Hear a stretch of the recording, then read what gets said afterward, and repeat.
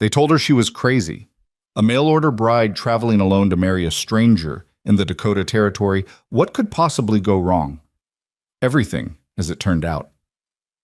When Evelyn Hart stepped off that train in 1883, she found no husband waiting, no ranch house standing, only smoke-blackened ruins and silence. But beneath the ashes, 8 pairs of eyes stared up at her from a collapsed cellar, children left to die, forgotten by everyone. In that moment, Evelyn faced a choice that would define not just her life, but the future of an entire frontier community. This is her story.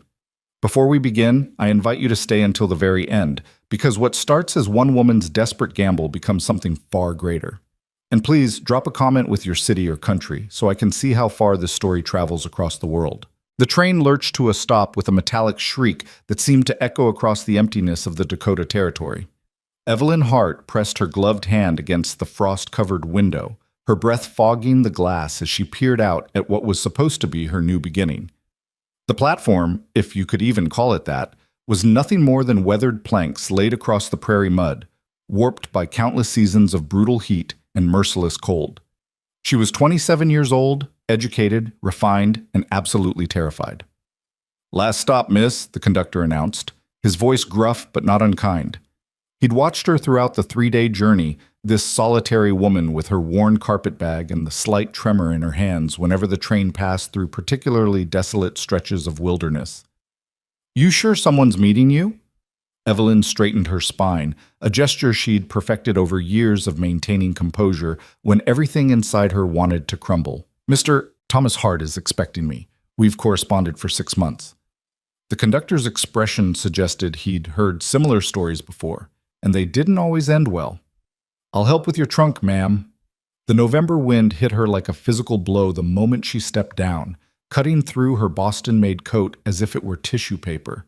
This wasn't the crisp autumn chill she'd known back east. This was something alive and hostile, a wind that seemed determined to scour away anything foolish enough to exist on this endless plain. The town of Redemption Crossing consisted of 7 buildings huddled together as if for warmth.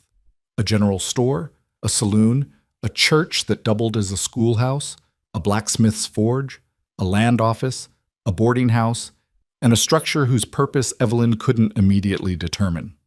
Mud streets. No sidewalks. Not a tree in sight except for a few stubborn cottonwoods clustered near what might have been a creek. She stood on the platform, her trunk at her feet, scanning the handful of faces for a man she'd know only from a single photograph. A stern-looking rancher with dark hair and serious eyes who'd written to her about building something meaningful in this harsh land. 15 minutes passed, then 30. The few people who'd bothered to notice her arrival had long since gone about their business. The conductor emerged from the station building, concern evident in the way he kept glancing her direction while pretending not to. "Miss Hart?" A woman approached, middle-aged and weather-beaten, wrapped in a shawl that had seen better decades. "You're Thomas Hart's intended?" "I am. I'm waiting for—" "You'd better come with me." The woman's tone carried something Evelyn couldn't quite identify. Pity? Fear? "I'm Marjorie Blackwood. I run the boarding house." "I appreciate the offer, but Mr. Hart will be here. Perhaps his wagon broke down, or—" "Child." Marjorie stepped closer, lowering her voice. "Thomas Hart is dead. Has been for near about 2 weeks now." The words hit Evelyn like a physical blow. Her vision narrowed, the edges going dark for just a moment. That's not possible. I received a letter from him just 3 weeks ago." 3 weeks ago he was alive. Then the raiders came through. Marjorie's jaw tightened. "We sent word east, but I guess it didn't reach you in time. I'm sorry you came all this way for nothing." Nothing. The word echoed in Evelyn's mind. She'd sold everything she owned to afford the train ticket. She'd left behind a teaching position that barely paid enough for rent, a boarding house room that smelled of boiled cabbage and desperation, and a marriage proposal from a dry goods merchant who'd made it clear he wanted a housekeeper more than a wife. She'd burned every bridge, cashed in every favor, bet everything on this one chance at something different. "The homestead," Evelyn heard herself say. "Mr. Hart's property." Marjorie's expression grew even more pained. "Burned. The raiders torched it after they—" After. The land's still there, I suppose, but there's nothing on it worth claiming now. You should take the next train back east. It leaves day after tomorrow." 2 days. Evelyn had exactly $14.37 in her purse. Not nearly enough for a return ticket, let alone food and lodging until she could find work. And even if she could afford it, return to what? She'd already informed her landlady she wouldn't be back, already resigned from the school, already said her goodbyes to the few people who'd mattered. "I'd like to see the homestead," Evelyn said quietly. "Miss Hart, there's nothing to see, but I'd like to see it." Evelyn met the older woman's eyes, and something in her gaze must have communicated that this wasn't a request. "Could you direct me, or perhaps someone could drive me there?" Marjorie sighed. "It's 5 miles out. Fletcher at the livery might rent you a horse and wagon, but it'll be dark in a few hours, and that road's not safe even in daylight, not with those raiders still running loose. Then I'll go at first light tomorrow." The boarding house room cost 50 cents a night, a fortune Evelyn couldn't afford, but refusing would mean sleeping in the train station or worse. The room itself was barely larger than a closet, with a narrow bed, a washstand with a cracked basin, and a window that looked out onto the mud street. But it was warm, and the mattress was stuffed with something that wasn't straw, and right now, that was everything. Evelyn sat on the edge of the bed, still wearing her coat, and allowed herself exactly 5 minutes to feel the full weight of her situation. The fear, the regret, the crushing sense that she'd made a catastrophic mistake. Then she opened her carpet bag, withdrew the bundle of letters Thomas Hart had sent over 6 months, and began to read them again by candlelight. He'd written about his dream of building something lasting, a ranch that could sustain not just himself, but a family, maybe even grow into something that could help others stake their own claims. He'd been honest about the hardships, the isolation, the brutal climate, the constant work, but there'd been hope in those letters, a sense of possibility that had resonated with Evelyn's own desperate hunger for a life that meant something. "I won't pretend it's easy out here," he'd written in his 4th letter, "but there's a freedom in building something from nothing. Back east, everything's already been decided. Who you'll be, what you'll do, how much space you're allowed to take up in the world. Out here, those rules don't apply. A person can become whoever they're brave enough to be, brave enough." Evelyn folded the letters carefully and returned them to her bag. She'd traveled 1,500 miles based on words from a stranger. Surely she could manage 5 more miles to see what remained of his dream. Sleep came fitfully, broken by the sounds of the frontier night, shouts from the saloon, the clatter of horse hooves, wind that made the building creak and groan like a ship at sea. Dawn arrived with a harsh beauty that took Evelyn's breath away. The sun rose over the prairie in shades of gold and amber, illuminating an ocean of grass that stretched endlessly in every direction. It was terrible and magnificent at once. All that space, all that emptiness, all that possibility and danger mixed together until you couldn't tell them apart. Fletcher, the livery owner, was a taciturn man who clearly thought Evelyn was making a mistake, but was willing to take her money anyway. $1 for the wagon and horse for the day. You break something, you buy it. You get killed by raiders, I still expect payment from your estate. Cheerful fellow, Evelyn muttered as she climbed onto the wagon seat. Road follows the creek north, Fletcher said, handing her the reins. Hart's place is about an hour out. You'll see the burned timber soon enough. And miss, take this. He pressed something into her hand, a small pistol. You probably don't know how to use it, but having it visible might make someone think twice. Evelyn had never held a gun before. The weight of it was both terrifying and oddly reassuring. Thank you. The road was barely worthy of the name, just ruts worn by wagon wheels through the grass. The horse, a patient mare with kind eyes, seemed to know the way and needed little guidance. Evelyn clutched the reins and tried not to think about Fletcher's casual mention of raiders, or the fact that she was traveling alone through hostile territory to visit a burned-out homestead where a man had been murdered. The prairie, up close, was far more alive than it appeared from a distance. Birds she couldn't name darted through the grass.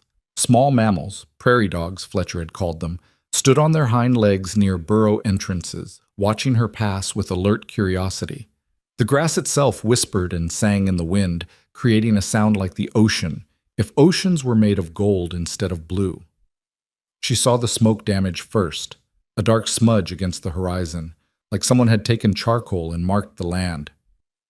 As the wagon drew closer, the devastation became clear. The main house had been substantial once, probably 30 by 40 feet, built from logs chinked with mud. Now it was just blackened timber and collapsed roof beams, still radiating a faint smell of char despite 2 weeks of weather. Evelyn brought the wagon to a stop and sat for a long moment, taking it in. The barn had burned too, though portions of its stone foundation remained. A chicken coop, miraculously spared, listed to one side. A well stood intact, its wooden cover askew. This was where Thomas Hart had poured his hope and labor. This was the life he'd invited her to share. And now it was ash. She climbed down from the wagon, her boots sinking slightly in the soft earth.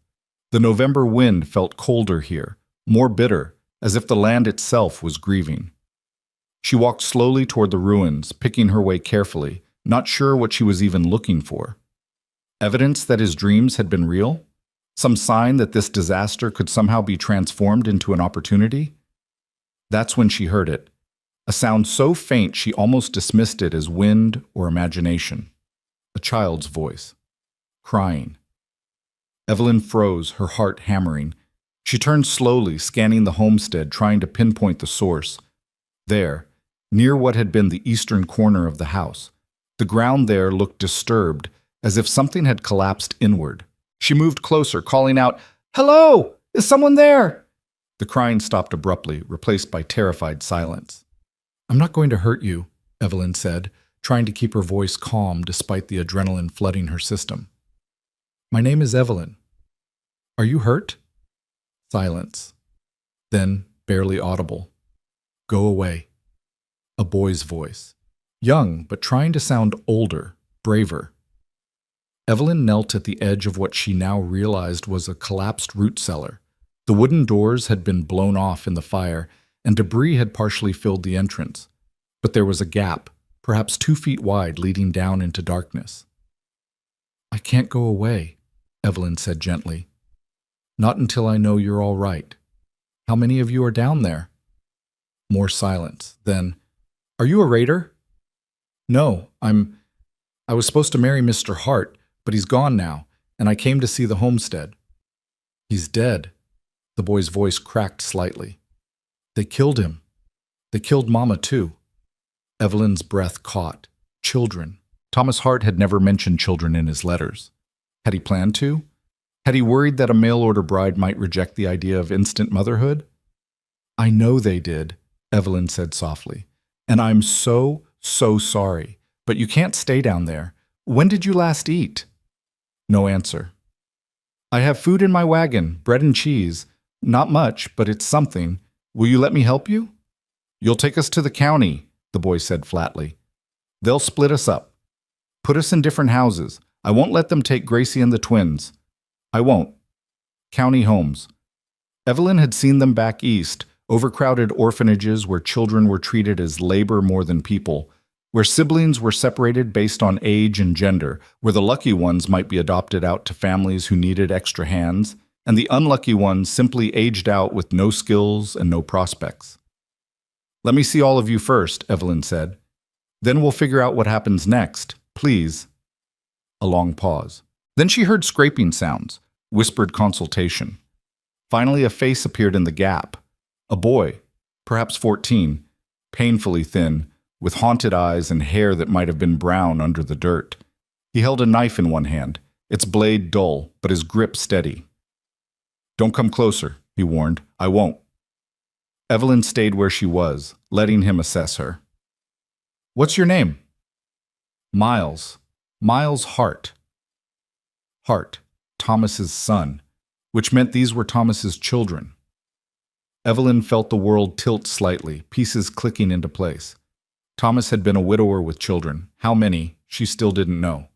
He'd been building this homestead for them, trying to create stability after loss. And now they were alone. "How many of you, Miles?" His jaw tightened. 8. 8 children, orphaned, hiding in a collapsed cellar. How long had they been down there? Days? A week? 2 weeks since the murders, meaning they'd been surviving in the dark, with whatever food and water they'd managed to save, waiting for what? Rescue that never came? For the raiders to return and finish the job? I'm coming back, Evelyn said. Right now, with food and water. Don't run, Miles, please. You're Thomas Hart's children, which means... She stopped, the words catching in her throat as the full implications hit her. Which means you're the reason I'm here. She ran back to the wagon, grabbed her small supply of provisions, bread, hard cheese, 3 apples, a canteen of water, and returned to the cellar entrance. Miles was still there, knife ready, watching her with the wariness of a wild animal. I'm going to set these down and back away, Evelyn said. You can take them, share them with the others. I'll wait by the wagon while you talk. But Miles, I need you to understand something. It's November.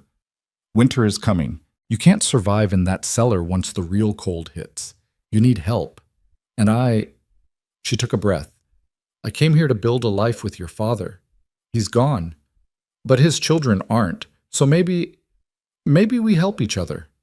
She set down the food and water, backed away as promised, and walked to the wagon on shaking legs.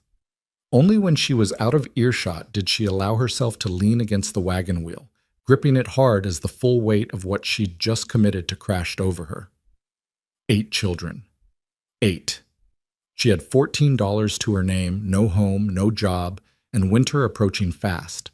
She was proposing to take responsibility for 8 orphaned children on a burned-out homestead in the middle of hostile territory where raiders still roamed free.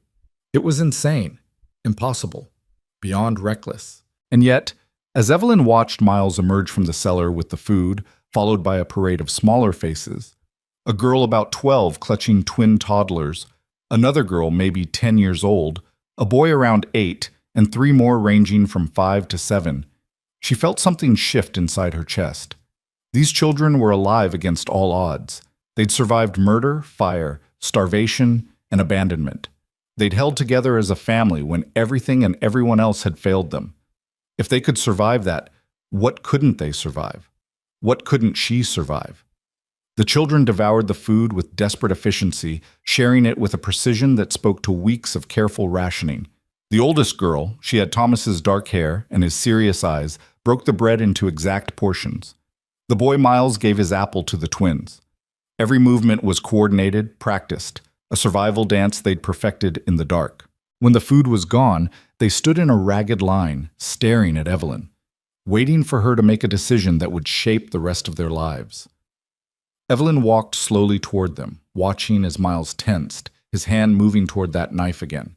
She stopped 10 feet away, close enough to speak without shouting, far enough to hopefully seem non-threatening. My name is Evelyn Hart, she said formally, as if making introductions at a church social instead of in the ruins of a burned homestead. I was coming to marry your father. I didn't know about you.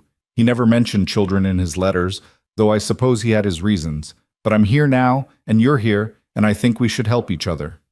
Help how? The older girl spoke for the first time, her voice hoarse from disuse or crying, or both. You can't take care of all of us. Nobody can. You're right, I can't. But maybe we can take care of each other. Evelyn gestured at the ruins. Your father filed a homestead claim, yes? 160 acres?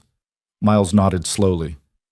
Under the Homestead Act, that claim can be inherited by family or transferred to a surviving spouse. I was coming here as your father's wife. Legally, that makes me, complicated. But it also means I might be able to claim this land, to build on it, to make it work. With what? Miles's laugh was bitter. We've got nothing. House burned, barn burned, livestock ran off or killed. Winter's coming, and we've been eating roots and whatever Lila can snare. You think you can fix this with pretty words and good intentions? No, Evelyn said flatly. I think we can fix this with work. Brutal, endless, backbreaking work. I think we can turn that root cellar into winter shelter while we rebuild. I think we can file claims on every resource this land offers and defend it with everything we have. Will it be hard? Yes. Will we probably fail? Maybe. Will it be better than splitting you all up or trying to survive another week in that cellar? She let the question hang in the cold air. The oldest girl, Lila, Miles had called her, stepped forward. Why would you do this? You don't know us. We're not your responsibility. Evelyn had asked herself the same question during the walk back to the wagon. The answer had come to her slowly, pulled from memories she usually kept buried. "When I was 12, Evelyn said quietly, my mother died. My father remarried quickly. He needed someone to manage the household, and I was too young. My stepmother wasn't cruel exactly, but she made it clear I was a burden she hadn't chosen. Everything I did was wrong. I was too bookish, too willful, not pretty enough, not quiet enough, not grateful enough. By the time I was 16, I was working as a seamstress, sending money home, barely eating so I could afford a tiny room. I taught myself to read better, to write well, to do arithmetic. I clawed my way into a teaching position that paid barely enough to survive. I spent 11 years building a life out of nothing but determination and spite." She looked at each child in turn. "I know what it's like to be unwanted, to be a problem people wish they didn't have to solve. I know what it's like to be told you should be grateful for scraps. And I know what it's like to refuse to accept that as your fate. You children survived 2 weeks in that cellar by yourselves. You kept the little ones alive. You didn't give up. That's not weakness. That's strength I recognize. That's strength I respect." Miles's grip on the knife had loosened slightly. "We don't need charity." "Good, because I'm not offering charity. I'm offering a partnership. You know this land, this climate, how to survive here. I know how to read, write, keep records, navigate legal systems. Together, we might have a chance.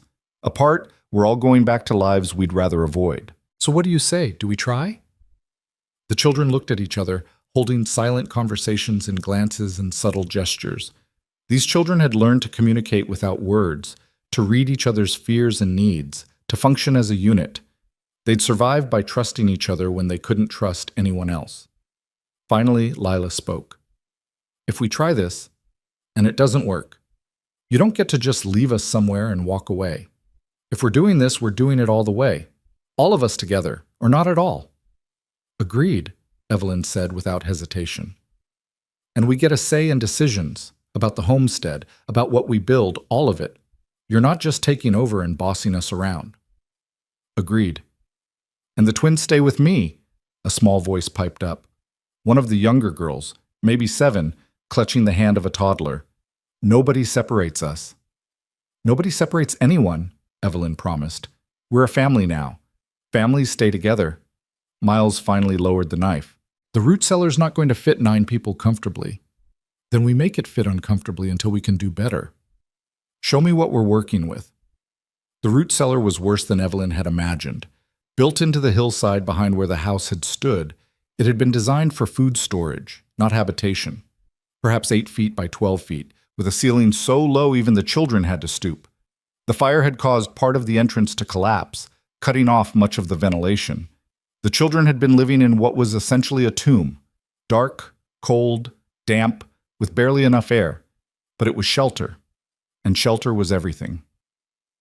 "First priority is making this safe and livable," Evelyn said, mentally cataloging problems. "We need to clear the entrance properly, shore up the ceiling, improve ventilation. We need bedding, real bedding, not just whatever you've been using. We need a stove or at least a safe way to heat the space. We need food supplies to get through winter. We need everything," Lila said flatly. "How do we pay for everything?" Evelyn pulled out her purse and dumped its contents into her palm. $13.87. She'd spent 50 cents on the boarding house room. "This is what we have. We'll have to make it count." Miles laughed, but there was no humor in it. "That won't even cover a week's worth of food for 9 people. Then we get creative. The homestead claim might be worth something. The land office might extend credit based on the claim. The church might have supplies. We can salvage material from the burned buildings. We can hunt, trap, forage. We can work ourselves to death," Miles finished. "You really think this is possible?" Evelyn looked at the 8 thin, exhausted, traumatized children staring at her. She thought about Thomas Hart's letters, about his dream of building something lasting. She thought about her own 11 years of clawing her way toward a better life, of refusing to accept that her circumstances defined her limits. "I think," she said slowly, "that possible and impossible are just words. What matters is what we actually do. So let's start doing." The first task was practical and immediate, getting the children clean. Evelyn heated water from the well using a salvaged pot and the campfire Fletcher had suggested she build. The children took turns washing, modest and embarrassed, while Evelyn examined them for injuries or illness.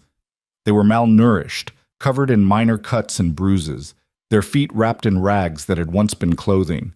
But they were alive, and in better shape than they had any right to be. The second task was inventory. What did they actually have to work with? The list was devastating. 1 dull knife, 3 tin cups, a cracked pot, some rope, the clothes on their backs, a few charred tools salvaged from the ruins, and whatever was left in the collapsed cellar, mostly empty storage barrels and dirt. The third task was planning. Evelyn made the children sit with her around the fire as the sun began to set, and together they mapped out survival priorities. "We have 3 immediate problems," Evelyn said: shelter, food, and winter supplies. The cellar can house us temporarily if we make improvements. For food, we'll need to combine multiple strategies: hunting, trapping, foraging, and purchasing staples with our limited cash. For winter supplies, we need bedding, warmer clothes, firewood, and a safe heat source. What am I missing? Safety, Miles said grimly. The raiders could come back. Evelyn had been trying not to think about that. How many were there? Do you know why they attacked? Miles's face went hard. 6 of them. They've been hitting homesteads across the territory, taking whatever they want. Pa tried to fight them off. Ma too. They didn't stand a chance. Lila wrapped her arms around 2 of the smaller children, who'd started crying at the memory. We hid in the cellar. Pa had built it strong, with a hidden entrance. They didn't find us. But we heard everything. The weight of trauma settled over the group like a blanket. These children had listened while their parents were murdered. They'd hidden in the dark, terrified, waiting for death. And then they'd emerged to find their home destroyed and their lives shattered. "I'm so sorry," Evelyn said softly. "I can't imagine how frightening that was. But you survived. You stayed together, you protected each other, and now we're going to make sure you're safe. That means being smart about this place, keeping watch, having escape routes, maybe even building defenses if we can." "Against 6 armed men?" Miles shook his head.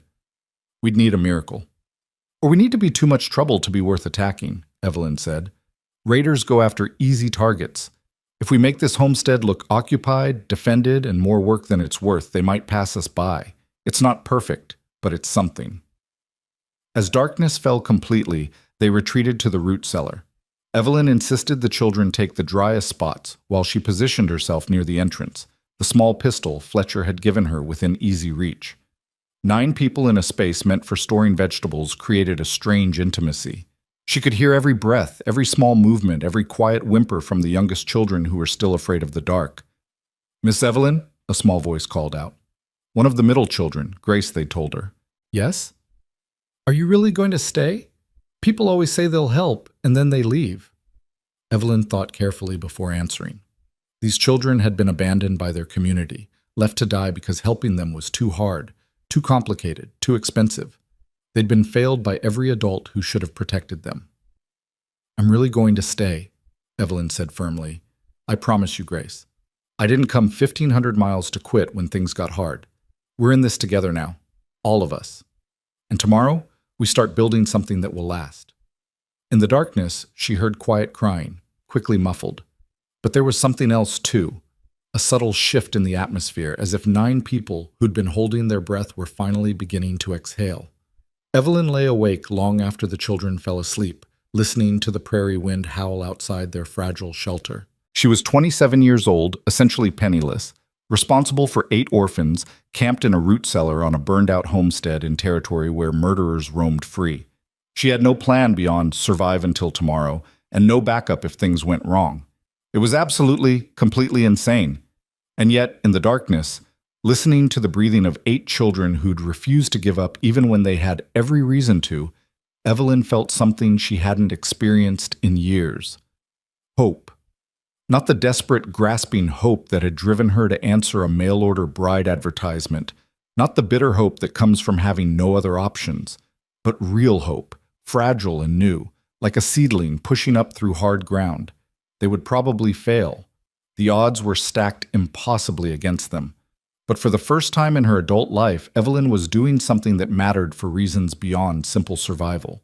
She was protecting children who desperately needed protection. She was trying to build something meaningful. She was refusing to accept that cruelty and hardship got the final word. Tomorrow would bring 100 new problems and challenges. But tonight, 9 people who'd been alone were alone no longer. And sometimes that was enough to start with. Dawn came too soon, and not soon enough.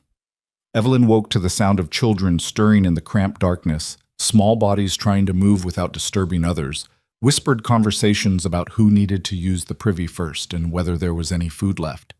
She'd barely slept, her mind churning through impossible calculations, how to stretch $13 across 9 people, how to winterize a root cellar never meant for habitation, how to keep children safe when she barely knew how to keep herself alive.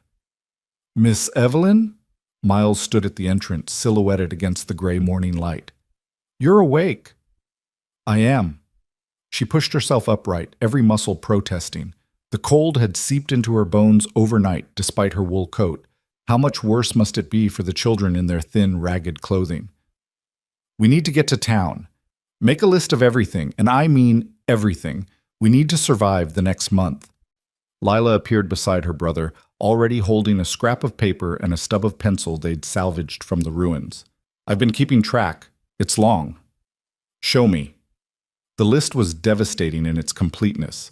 Flour, cornmeal, salt, sugar, lard, beans, dried meat, coffee, blankets, winter coats, boots, nails, lumber, a stove, lamp oil, matches, soap, medicine, fabric for clothing. Lila had even estimated quantities based on 9 people lasting through a Dakota winter. "This would cost at least $60, Evelyn said quietly. "Probably more." "I know."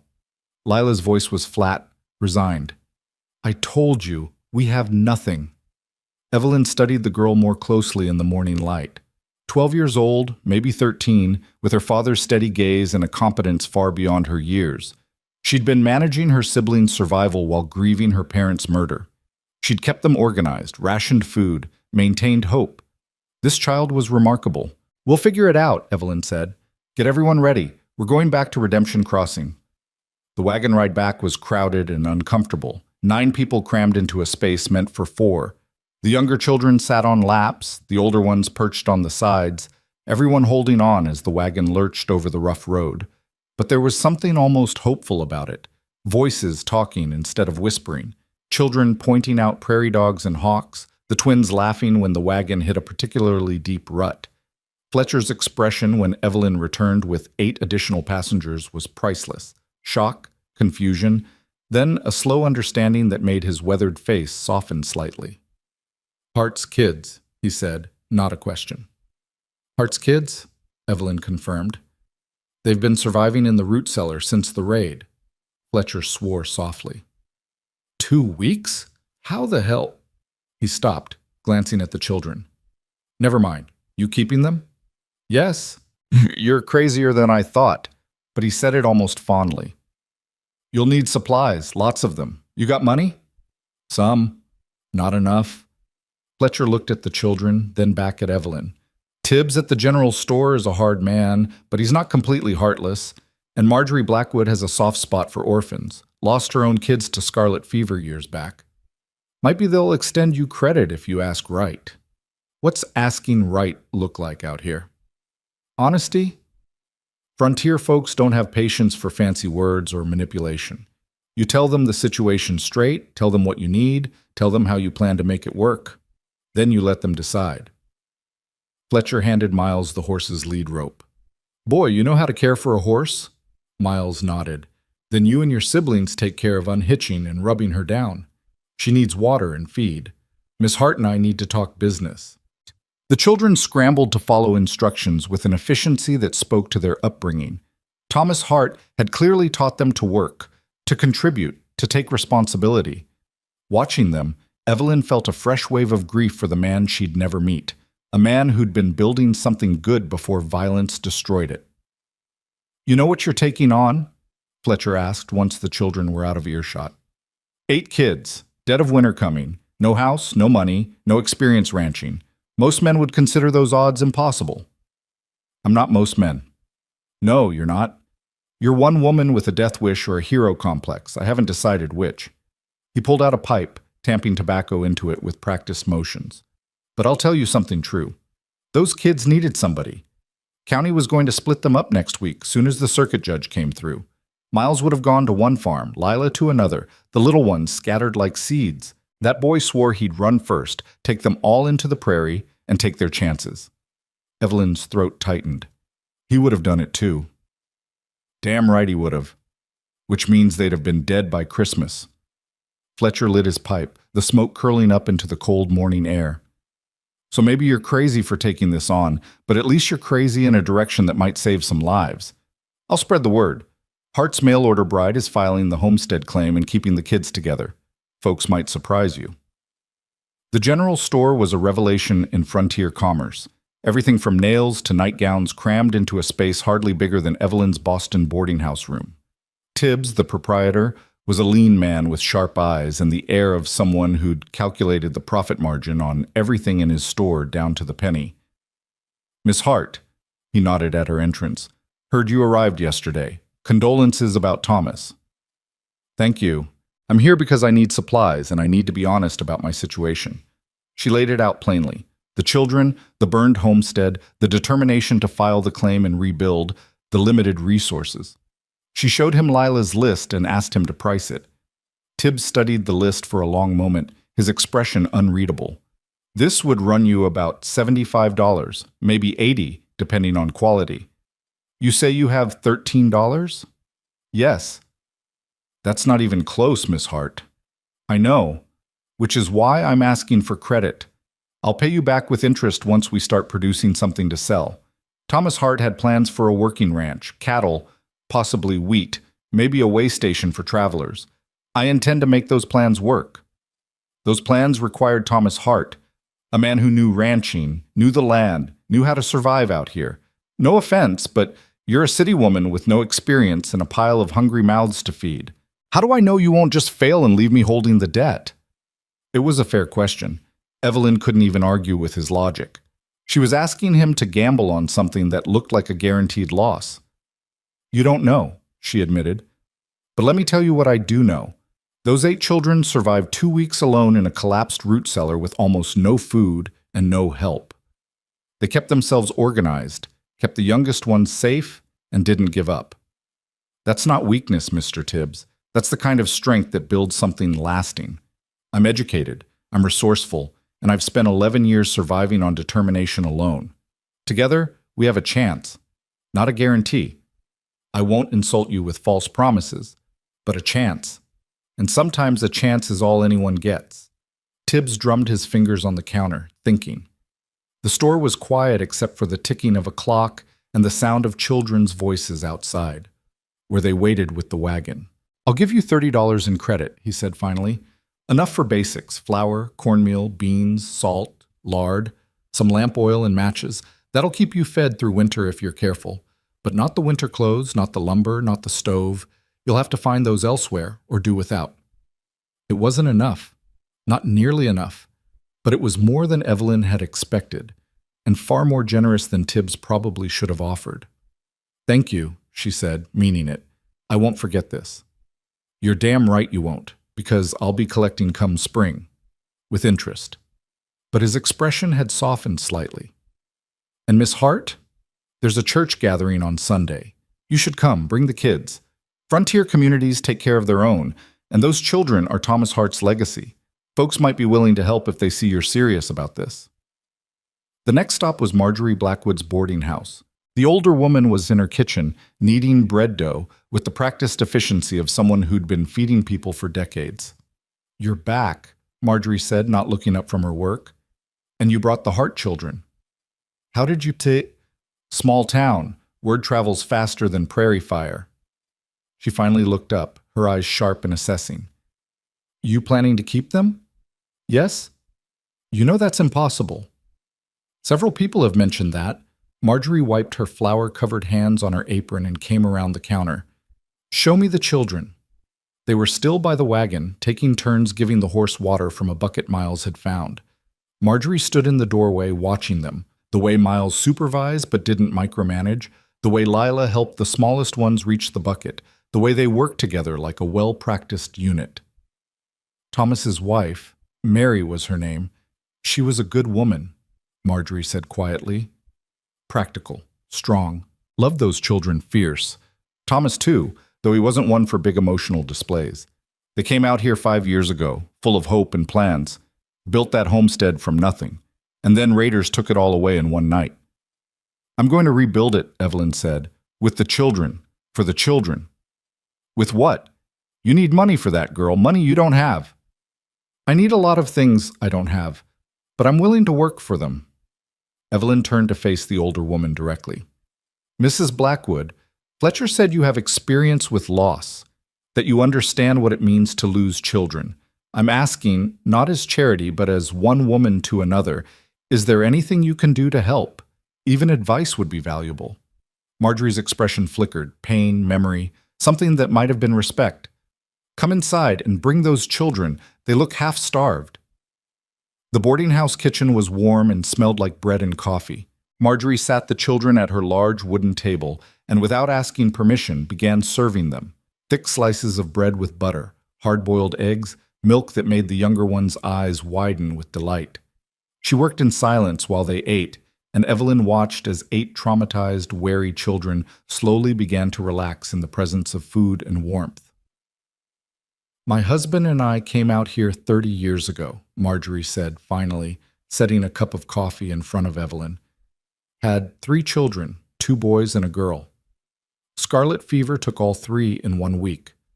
I thought I'd die too, from grief if nothing else. But I didn't. I kept cooking, kept running this place, kept waking up every morning. Eventually I realized something. Grief doesn't go away, but you can build something alongside it. Something that honors what you lost.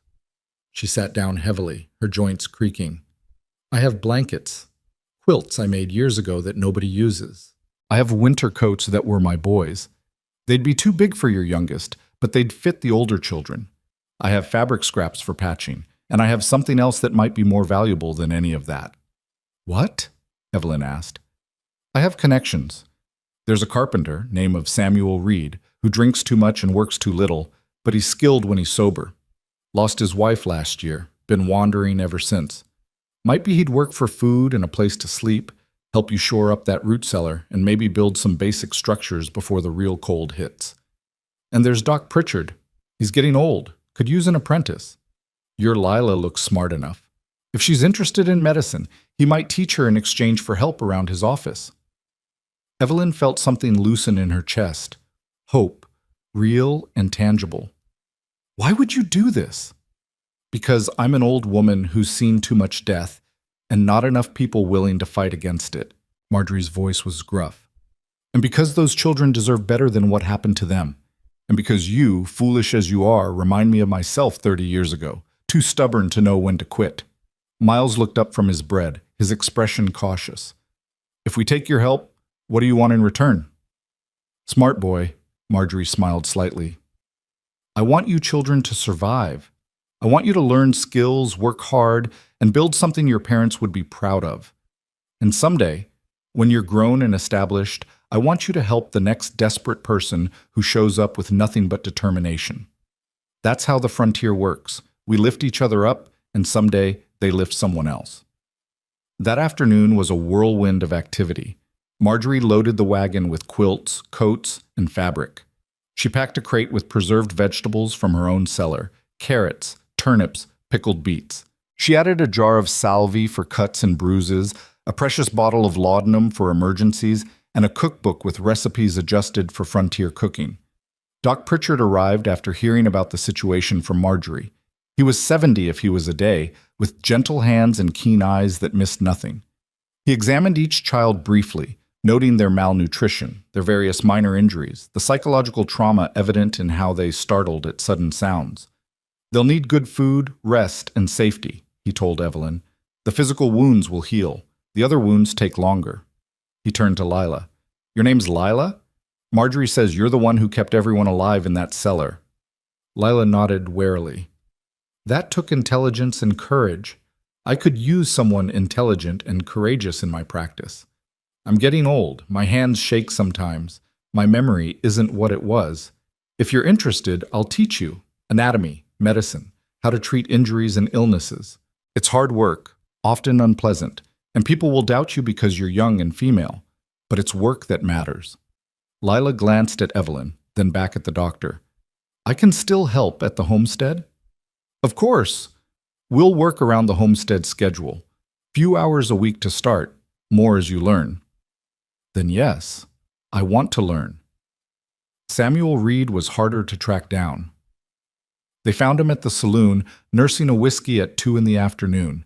He was perhaps 40, with the solid build of a man who'd spent years working with his hands, and the haunted expression of someone trying to drink away memories. Mr. Reed? Evelyn approached cautiously. My name is Evelyn Hart. I'm told you're a skilled carpenter. Was. His voice was rough. Not much lately. I have a proposition. I'm rebuilding the Hart homestead with 8 children. We need someone who knows construction, someone who can shore up a root cellar, build basic structures, maybe teach some skills to teenagers willing to learn. I can't pay you in money, but I can offer food, shelter, and purpose. Reed laughed bitterly. Purpose? That's a hell of an offer. It's the only offer I have. But those children are living in a collapsed root cellar with winter coming. They need help. I need help. And Marjorie Blackwood says you need something to work toward. So maybe we help each other. He studied her for a long moment, and Evelyn could see him calculating, weighing his grief and self-destruction against the possibility of something different, something that might matter. I'll give you 2 weeks, he said finally. If I'm useless, you send me back. But if I can help, if it feels like it means something, maybe I stay longer. That's all I'm asking. By the time they loaded Samuel Reed and all their new supplies into the wagon, it was late afternoon. The trip back to the homestead took twice as long with the extra weight, but nobody complained. The children were warm in their oversized coats, wrapped in quilts, excitedly discussing the food they'd eat and the structures they'd build. Evelyn sat beside Samuel Reed on the wagon seat, Miles on her other side, and felt the weight of what she'd set in motion. She'd made promises to merchants, accepted charity from strangers, and recruited a grieving alcoholic carpenter to help rebuild a burned homestead. It was reckless and optimistic, and probably doomed to failure. But as they crested the last hill and saw the blackened remains of the Hart homestead in the valley below, Evelyn also saw something else: potential. The land itself was good, with water from the well and creek, shelter in the hills, grass for future livestock. The destruction was total, but destruction meant possibility. They could build whatever they needed, design it for 9 people working together, create something new from the ashes of tragedy. All right, Evelyn said as they pulled to a stop. First priority is winterizing the root cellar. Mr. Reed, what do we need? Samuel climbed down, stretching his back with an audible crack. He walked around the collapsed entrance, examining the structure with professional assessment. The ceiling needs support beams. Good news is there's plenty of burned timber we can salvage if we're careful. We need to dig out the entrance properly, maybe build a small mud room to trap cold air. We need ventilation that won't let in snow, and we need some kind of stove or heating system, or you'll all freeze. Can we do it with what we have? With what you have? No. With what we have, plus salvage, plus hard work, plus some creative problem solving? Maybe. He looked at Miles. You know how to swing a hammer? Yes, sir. Good. You're my primary assistant. Anyone else want to learn carpentry? 3 more hands shot up. Rowan, an 8-year-old boy with determined eyes, and 2 of the middle children, Grace and Caleb. Samuel nodded approvingly. Then let's get started. Daylight's burning. The next 3 weeks were the hardest of Evelyn's life. They worked from first light until darkness, every day, without exception. Samuel Reed taught the children carpentry basics, while Evelyn and Lila organized the supplies, rationed food, and maintained their makeshift household. They salvaged timber from the burned buildings, carefully testing each piece for structural integrity. They dug out the root cellar entrance, shored up the ceiling with crossbeams, and built a small vestibule that would trap cold air before it reached the main chamber. They didn't have a proper stove, but Samuel rigged a ventilated firebox from salvaged metal and stones, with a chimney made from stovepipe he'd traded labor to acquire from the blacksmith. It was crude, dangerous, if not carefully monitored, but it generated heat and allowed for cooking. Evelyn filed the homestead claim at the land office, presenting herself as Thomas Hart's intended wife, who was now serving as guardian to his children. The clerk was skeptical, but the law was clear. Family members could inherit claims, and her status as intended spouse gave her legal standing, however unusual. The paperwork would take months to fully process, but in the meantime, the land was theirs. The children transformed before her eyes. With regular food, warmth, and purpose, they began to recover. Miles grew protective of Samuel, following him everywhere, absorbing every skill the carpenter shared. Lila spent 3 afternoons a week with Doc Pritchard, learning to clean wounds, mix remedies, and identify symptoms. The younger children took on age-appropriate tasks, hauling water, gathering kindling, mending clothes. But the work took its toll. Evelyn's hands blistered and bled from labor she'd never trained for. Her back ached constantly. She lost weight she couldn't afford to lose. Samuel fell off the wagon twice, disappearing to the saloon until Miles would find him and talk him back. The weather grew colder and several children developed coughs that terrified Evelyn until Doc Pritchard assured her they were minor. "You're pushing too hard," Lila told her one evening as Evelyn struggled to calculate their remaining food supplies by lamplight. "You need to rest. I'll rest when winter comes and the work slows down." "Winter's already here. Look outside." Evelyn glanced up and saw snow falling, light, delicate flakes that seemed innocent but promised months of brutal cold. The first real snow of the season. They'd been racing against this moment, and now it had arrived. "Is the root cellar ready?" Evelyn asked. Samuel says yes. "As ready as we can make it with what we have." That night, they all gathered in their winterized shelter for the first time as a complete household. The space was still cramped, still uncomfortable, but it was dry and surprisingly warm with the firebox glowing. Samuel had built basic sleeping platforms along the walls, creating more usable space. Marjorie's quilts covered every surface. The supplies from Tibbs' store were neatly organized on salvaged shelving. It wasn't much. By any reasonable standard, it was poverty and hardship. But it was theirs. They'd built it together, from nothing, against impossible odds. "Before we sleep," Evelyn said, "I want to say something. We've been so focused on survival that we haven't talked about what we're actually doing here. We're not just surviving winter, we're building a home, a real home for all of us. This isn't temporary. This isn't just until something better comes along. This is our family, our land, our future."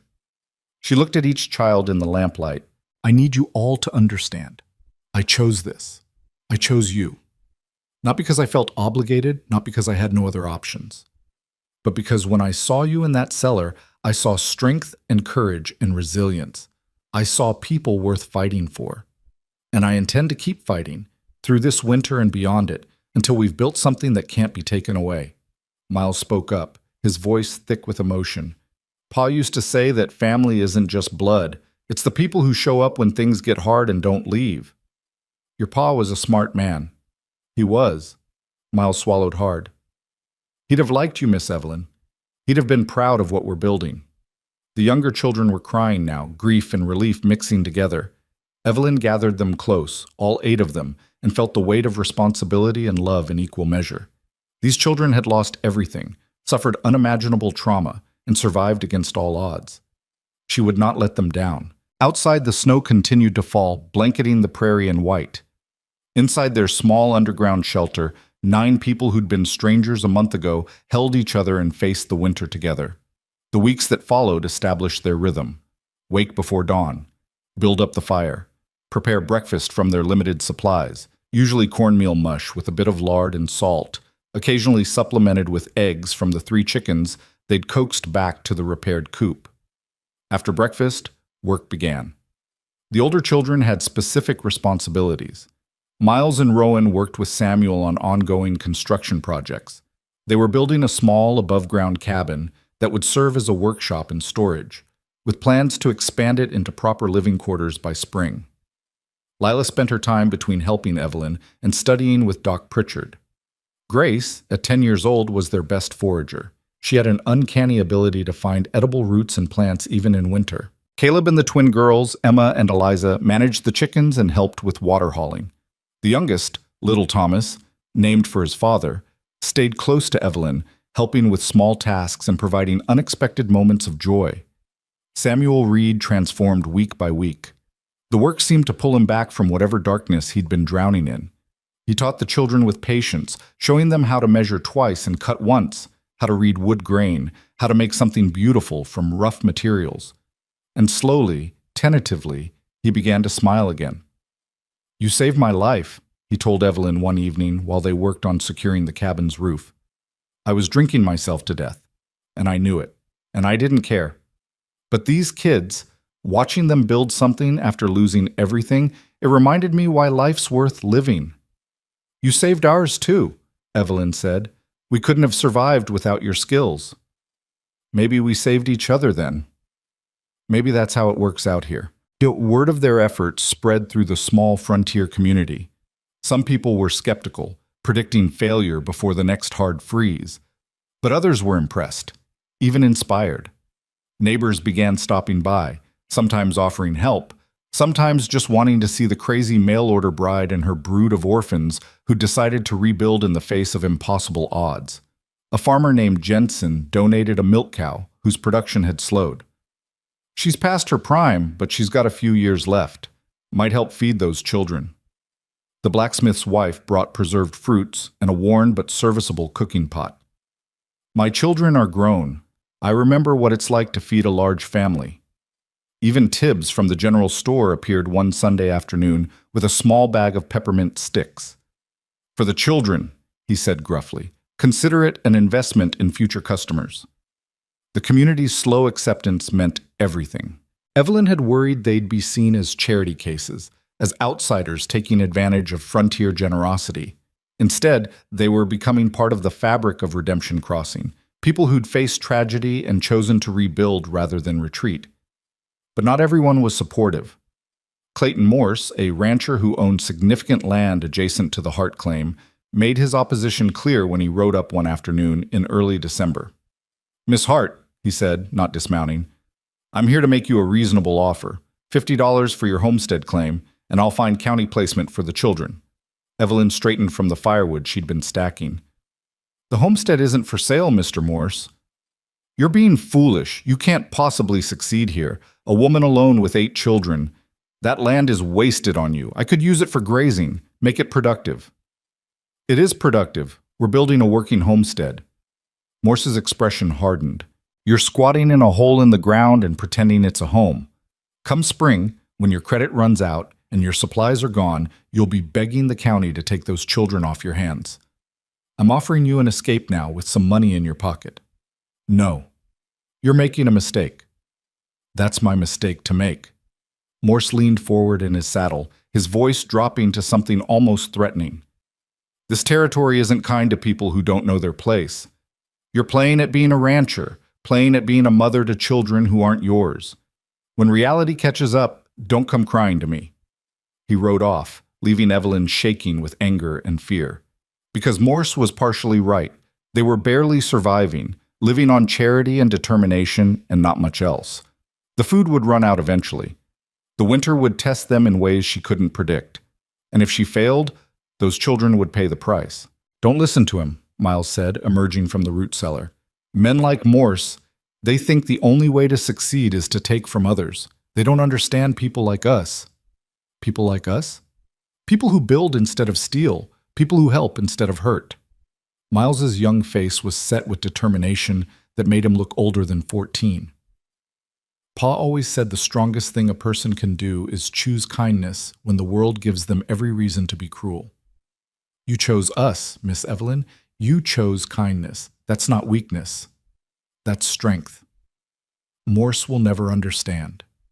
That night, as snow piled up outside and wind howled across the prairie, Evelyn lay awake thinking about choices and consequences. She'd chosen this path knowing it was nearly impossible. She'd promised these children a future she wasn't sure she could deliver. She'd committed to rebuilding not just a homestead, but a family, a community, a life. And somewhere in the darkness, she realized she didn't regret it. Not even a little. Because for the first time in her 27 years, she was building something that mattered for reasons beyond survival. She was protecting children who desperately needed protection. She was proving that tragedy didn't have to be the end of the story. that sometimes, if you were brave enough and stubborn enough, you could write a different ending. The next morning brought fresh snow and fresh resolve. They were no longer just surviving day to day. They were building something that would last, building it slowly, painfully, imperfectly, but building it nonetheless. And in the root cellar that had become their home, 9 people who'd started as strangers had become something stronger. They'd become a family forged in fire and rebuilt from ashes. Winter deepened with a ferocity that made the early snows seem gentle by comparison. By mid-January, temperatures plunged so low that water left in buckets overnight froze solid. The wind came shrieking across the prairie like something alive and malicious, finding every gap in their shelter, every weakness in their defenses. But inside the root cellar, the family Evelyn had built endured. They'd settled into a rhythm born of necessity and cooperation. Samuel had completed the small cabin above ground, and though it wasn't large enough for sleeping quarters, it provided crucial space for work and storage that kept the root cellar from becoming completely uninhabitable. The children had learned skills that would have taken years to acquire back east. Miles could now frame a wall nearly as well as Samuel. Lila could set a broken bone and mix a fever remedy. Grace knew which roots and bark could be eaten, even in deep winter. But the strain was showing. Their food supplies, carefully rationed, were dwindling faster than Evelyn had calculated. The cornmeal barrel was half empty. The beans were running low. The preserved vegetables from Marjorie were nearly gone. Evelyn had started reducing her own portions, giving extra to the growing children, and she could feel her clothes hanging looser despite the layers she wore against the cold. "You're not eating enough," Lila said one morning, watching Evelyn divide breakfast into 9 portions that seemed to shrink daily. "I'm eating what I need." "You're lying. I can see it in your face. You're giving us your share." Lila's medical training had made her observant in ways that were sometimes uncomfortable. "If you get sick, we all suffer. You need to eat properly." "We'll get more supplies soon. Doc Pritchard said the circuit rider should arrive by month's end with deliveries from the territorial capital. We can purchase additional staples then." With what money? We're already in debt to Tibbs for $40. You think he'll extend more credit? It was a fair question, and one Evelyn didn't have a good answer for. Their situation had stabilized, but stability wasn't the same as security. They were one disaster away from collapse, one serious illness, one major expense, one harsh stroke of bad luck. That disaster arrived on a Friday night in late January, carried on a blizzard wind that would have kept any sensible person sheltered indoors. The first warning was the dogs. Several weeks earlier, a pair of half-wild prairie dogs had started hanging around the homestead, drawn by scraps the children left out. Miles had gradually tamed them, and they'd become unofficial guardians, alert to any approaching danger. That night, they began barking frantically, a sound that cut through even the howling wind. Evelyn was awake instantly, her hand reaching for the pistol she now kept within reach at all times. Around her the children stirred, confusion turning to fear as the dogs' barking intensified. "Miles," Evelyn whispered urgently, "get everyone up, quietly." Miles moved through the shelter with practiced efficiency, rousing his siblings with gentle touches and whispered words. They'd discussed this scenario, had drilled for it, in fact, during the long winter evenings. If danger came, everyone had a role. Samuel Reed emerged from the small cabin above, rifle in hand. "Riders," he called down. "At least 4, maybe more, coming up the eastern approach." 4 riders, in a blizzard, in the middle of the night. Nobody traveled in these conditions unless they had a specific, urgent purpose. And given the Hart homestead's history with raiders, that purpose was unlikely to be friendly. "Everyone into the positions we practiced," Evelyn said, her voice steady despite the fear coursing through her. "Lila, take the youngest to the back. Grace, Emma, Eliza, you know what to do. Rowan, Caleb, with Miles. Move." The children scattered with a discipline that would have been impressive under any circumstances, but was particularly remarkable given their terror. They'd survived one attack by hiding. They would not survive another the same way. Over the past months, Samuel had helped them fortify the homestead with raiders specifically in mind. The root cellar had a reinforced door that could be barred from inside. The small cabin above had gun ports, narrow openings that allowed defenders to shoot out while providing minimal target area. They'd stockpiled rocks that could be thrown, improvised weapons from farm tools, and most importantly, they'd created escape routes and fallback positions. How many rifles do we have? Evelyn asked Samuel. 2. Mine and the one I taught Miles to use. You've got your pistol. That's it. 3 guns against at least 4 raiders. The math was not encouraging. The riders appeared out of the blizzard like ghosts, their faces wrapped against the cold, hats pulled low. They fanned out around the homestead, clearly experienced at this kind of approach. One held a torch, its flame guttering wildly in the wind but providing enough light to see by. "Hello, the house!" one of them called out, his voice barely audible over the storm. "We know you're in there. Come out peaceful and nobody gets hurt." Evelyn recognized that voice. She'd heard it before, described by Miles during the terrible night he'd recounted his parents' murder. This was the same gang. They'd come back. "What do they want?" Lila whispered from the back of the shelter, clutching the twins. "Probably heard about the improvements we've made," Samuel said grimly. "Think we've got supplies worth stealing. Or maybe they're just angry we're still here when they tried to wipe out this homestead once before." Miles appeared at Evelyn's shoulder, carrying the rifle Samuel had trained him on. His hands were steady, his face set with a determination that was equal parts courage and rage. "I'm not hiding this time. Miles, they killed my parents. I hid then because I had to protect my siblings. But we're not helpless anymore.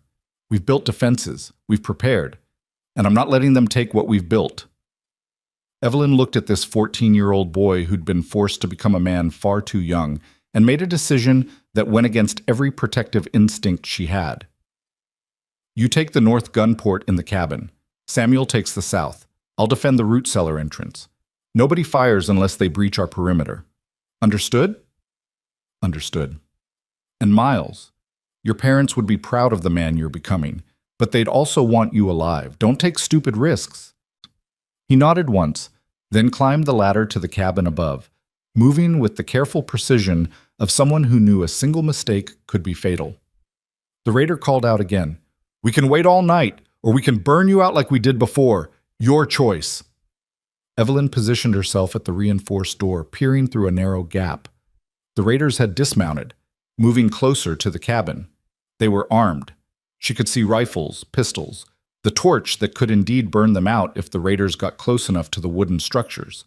But something else struck her about the scene. These men looked cold, tired, almost desperate. Their horses were thin, their clothing inadequate for the brutal winter. They weren't the confident, casual murderers Miles had described from that terrible night. They were struggling too, pushed to extremity by the harsh Dakota winter. It didn't make them less dangerous. If anything, it made them more so. Desperate men did desperate things. "Listen to me," Evelyn called out, her voice carrying across the snow. "I know why you're here. You're cold, hungry, desperate. This winter has been hard on everyone. But we don't have much, just enough to survive. If you take what little we have, you'll be killing 8 children. Is that what you want on your conscience?" Laughter came from one of the raiders. "Lady, we've got bigger sins than that already. Besides, you're lying. We've heard about this place, about the improvements, the supplies coming in. You've got food stores, and we need them. We have barely enough food for 9 people to make it to spring. Take it, and you murder children. Is that what you've become? Save your preaching for the church, lady. You've got 1 minute to come out, or we're coming in." Samuel appeared in the gun port above, his rifle trained on the raiders. "You're trespassing on private property. Leave now or face the consequences." One of the raiders raised his own rifle toward Samuel's position. "You got maybe 2 guns in there. We've got 4 rifles and experience using them. This doesn't have to be a fight, but if you want one, we'll oblige." The tension ratcheted up instantly. Fingers moved to triggers. The blizzard howled around them, creating an eerie soundtrack to the standoff. Evelyn could hear the younger children crying softly in the back of the shelter, could feel her own heart hammering against her ribs. Everything she'd built, everything they'd survived, was about to collapse into violence and death. She'd promised these children safety, a future, a home, and now she was about to fail them in the most catastrophic way possible. "Wait," she called out. "Just wait. Give me a moment to think." 30 seconds. Evelyn's mind raced. They couldn't win a straight fight. The raiders had more guns, more experience, and nothing to lose. But they also couldn't surrender. The raiders would take everything, possibly harm the children, and leave them to freeze. There had to be another option, some strategy that gave them a chance. Then she remembered something Fletcher had said months ago. Raiders go after easy targets. If they could make this fight costly enough, painful enough, maybe the Raiders would decide it wasn't worth it. They didn't need to win. They just needed to survive long enough for the Raiders to retreat. "Miles," she whispered up toward the cabin. "On my signal, fire high, over their heads. Samuel, you do the same. I want them to know we're armed and willing to fight, but I don't want to kill anyone if we can avoid it. If they return fire, that changes things. But let's see if we can scare them off first." "That's a hell of a gamble," Samuel muttered. "Everything about this situation is a gamble, now." 2 rifle shots cracked out simultaneously, the sound deafening in the confined space. Snow exploded where the bullets hit the ground several feet in front of the Raiders. The message was clear: we're armed, we can shoot, and the next ones won't be warnings. The Raiders scattered, taking cover behind their horses and whatever terrain features they could find. Return fire came immediately, bullets slamming into the wooden walls of the cabin, thudding into the packed earth around the root cellar entrance. "Get down!" Evelyn screamed, throwing herself flat as a bullet whistled past where her head had been. From above, she heard Miles working the rifle bolt, getting into position for another shot. Samuel was doing the same from his port. The Raiders were firing more or less continuously now, trying to pin them down while they advanced. One of them broke from cover, running toward the cabin with what looked like an oil-soaked rag and the torch. He was planning to set the building on fire. "Miles, the runner!" Evelyn shouted. Miles's rifle cracked. The Raider went down, clutching his leg, the torch falling into the snow where it hissed and died. The man's screams cut through the night, and Evelyn felt sick. They'd just shot someone. Miles had just shot someone. A 14-year-old boy had been forced to maim another human being to protect his family. But there was no time for guilt or regret. The other Raiders were advancing, using their wounded companion's distraction. 2 of them reached the cabin wall, below where Samuel and Miles could shoot at them. They were going to try to force the door, to get inside where the close quarters would neutralize any advantage the defenders had.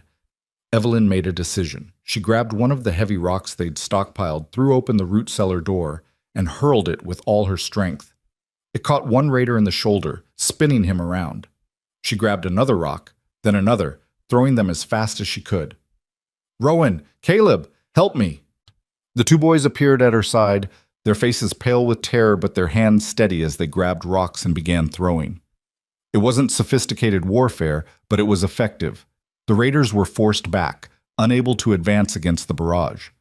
From above, Miles and Samuel kept up steady fire, not trying to kill but making it clear that advancing would be costly.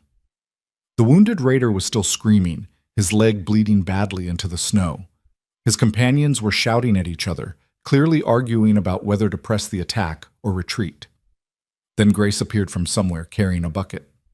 Before Evelyn could stop her, the 10-year-old girl threw the contents, dirty wash water mixed with wood ash, directly into the face of the nearest Raider. The man screamed, clawing at his eyes, temporarily blinded. "Back inside!" Evelyn grabbed Grace, pulling her toward the shelter. A bullet impacted the doorframe where the girl had been standing a second earlier. The fight devolved into chaos. Raiders trying to advance, defenders throwing everything they could, gunfire from both sides. The blizzard making visibility nearly impossible. Evelyn lost track of time, functioning on pure adrenaline and terror. She fired her pistol at a shape moving through the snow, heard a curse that suggested she'd at least come close. Then, suddenly, it was over. The Raiders were retreating, dragging their wounded with them, firing covering shots as they mounted their horses. Within minutes, they'd vanished into the blizzard, leaving behind nothing but blood in the snow and the echo of gunshots. Silence descended, broken only by the wind and the sound of children crying. Evelyn stood in the doorway, her pistol still raised, her hand shaking so badly she could barely hold it. She'd just fought off armed Raiders. She'd thrown rocks like a primitive warrior. She'd put children in danger, let them fight, watched Miles shoot a man. "Is everyone all right?" Samuel called down. "Anyone hurt?" Evelyn forced herself to move, to check each child. Miraculously, they were all unharmed, terrified, traumatized, but physically intact. Miles climbed down from the cabin, his face ashen, still clutching the rifle. "I shot him," Miles said, his voice hollow. "I shot that man." "You saved us." Evelyn said, pulling him into a fierce embrace. You did what you had to do to protect your family. I aimed for his leg. I didn't want to kill him, but I could have. I almost did. But you didn't. You made a choice to wound instead of kill, even in the middle of a fight. That's not something a monster would do. That's something a good man would do. Miles buried his face in her shoulder and shook. This 14-year-old boy who'd been forced to grow up too fast, who'd had to learn carpentry and survival, and now combat, finally allowed himself to be a child again, just for a moment. The other children clustered around them, everyone needing contact, reassurance, proof that they were still alive and together. Even Samuel joined the huddle, this broken carpenter who'd found redemption in protecting a family that wasn't his by blood, but was his in every way that mattered. They'll come back, Lila said quietly. Won't they? Maybe, Evelyn admitted. But we hurt them tonight, made it clear we're not an easy target, and they've got a wounded man who needs care they probably can't provide. My guess is they'll move on to easier prey. And if they don't, then we'll be ready. We defended ourselves once. We can do it again. Evelyn straightened, looking at each of her children in turn. Listen to me, all of you. What happened tonight was terrifying and violent, and none of you should have had to experience it. But you were brave. You worked together. You protected each other. Your parents would be so proud of who you've become. Our parents are dead because of men like that, Caleb said, his young voice bitter. Yes, and that's not fair and it's not right, and I wish I could change it. But we can't let their violence define us. We defended ourselves tonight, but we didn't become like them. We protected rather than destroyed. We fought to preserve rather than to take. That matters. As the adrenaline faded, exhaustion crashed over all of them. They returned to the root cellar, barred the door, and huddled together for warmth and comfort. Nobody slept much. Every sound made them jump. Every gust of wind brought fresh fear. But they survived the night, and when gray dawn finally came, they emerged to assess the damage. The cabin walls were pockmarked with bullet holes. The snow around the homestead was churned up from the fight, stained with blood in several places. They found spent shell casings, a dropped knife, a hat that must have blown off during the raiders' retreat. Evidence of violence, of how close they'd come to disaster. But they also found something else. When word reached Redemption Crossing about the attack, carried by Fletcher, who'd heard the gunfire from miles away and came to investigate at first light, the community's response was overwhelming. By afternoon, a dozen men had arrived, armed and ready to stand guard. Marjorie Blackwood came with more supplies and fierce determination in her eyes. Doc Pritchard checked everyone over, paying particular attention to Miles, whose hands still trembled from what he'd been forced to do. Even Tibbs from the general store appeared, bringing ammunition and announcing that he was extending their credit again because folks who fight off raiders deserve support. The circuit rider, delayed by the blizzard, arrived 3 days later with mail and supplies. Among the letters was one from the territorial governor's office. Word of the Hart homestead's successful defense had spread quickly. The governor was offering a reward for information leading to the raiders' capture, and was personally commending the homestead's defenders for their courage. You're famous, Fletcher said, showing Evelyn the official letter. People are talking about the mail-order bride who took in 8 orphans and fought off raiders in a blizzard. You're an inspiration. I'm exhausted, Evelyn corrected, and terrified, and barely holding everything together. That's what heroism looks like, Miss Hart. It's not glory and adventure. It's scared people doing what needs doing because nobody else will. Over the following weeks, something shifted in how the community viewed them. They were no longer just charity cases or a curiosity. They'd proven themselves capable, resilient, worthy of respect. Neighbors who'd been skeptical started offering genuine help, teaching Miles about cattle management, showing Grace advanced foraging techniques, discussing crop strategies with Evelyn for when spring finally arrived. Clayton Morse, the rancher who'd tried to buy them out, rode up one afternoon with a very different proposition. I was wrong about you, he said bluntly. You've got backbone, and those children are being raised right. I'm here to offer assistance, not charity, but partnership. I need reliable neighbors, and you've proven you're exactly that. Come spring, I'll loan you breeding cattle to start a herd. You pay me back when they produce. Fair terms, written contract, no tricks. Evelyn studied him carefully, looking for deception. Why the change of heart? Because I misjudged you, and I'm man enough to admit it. Also because anyone who fights off raiders to protect children is someone I want as an ally, not an enemy. The frontier needs more people like you, Miss Hart. People who build instead of just take. She accepted his offer, sealing it with a handshake that felt like a turning point. That night, gathered around their fire with full bellies, the community had donated so much food they actually had surplus for the first time. Evelyn looked at her family and felt something close to peace. They'd survived the ultimate test. They'd faced violence and responded with courage. They'd protected each other and come through stronger. I've been thinking, Miles said, breaking the comfortable silence, about what we call this place.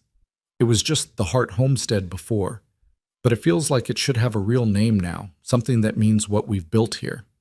What do you suggest? Evelyn asked. Miles looked around at his siblings, at Samuel, at Evelyn. Phoenix Ranch, because we rose from the ashes. The name was perfect.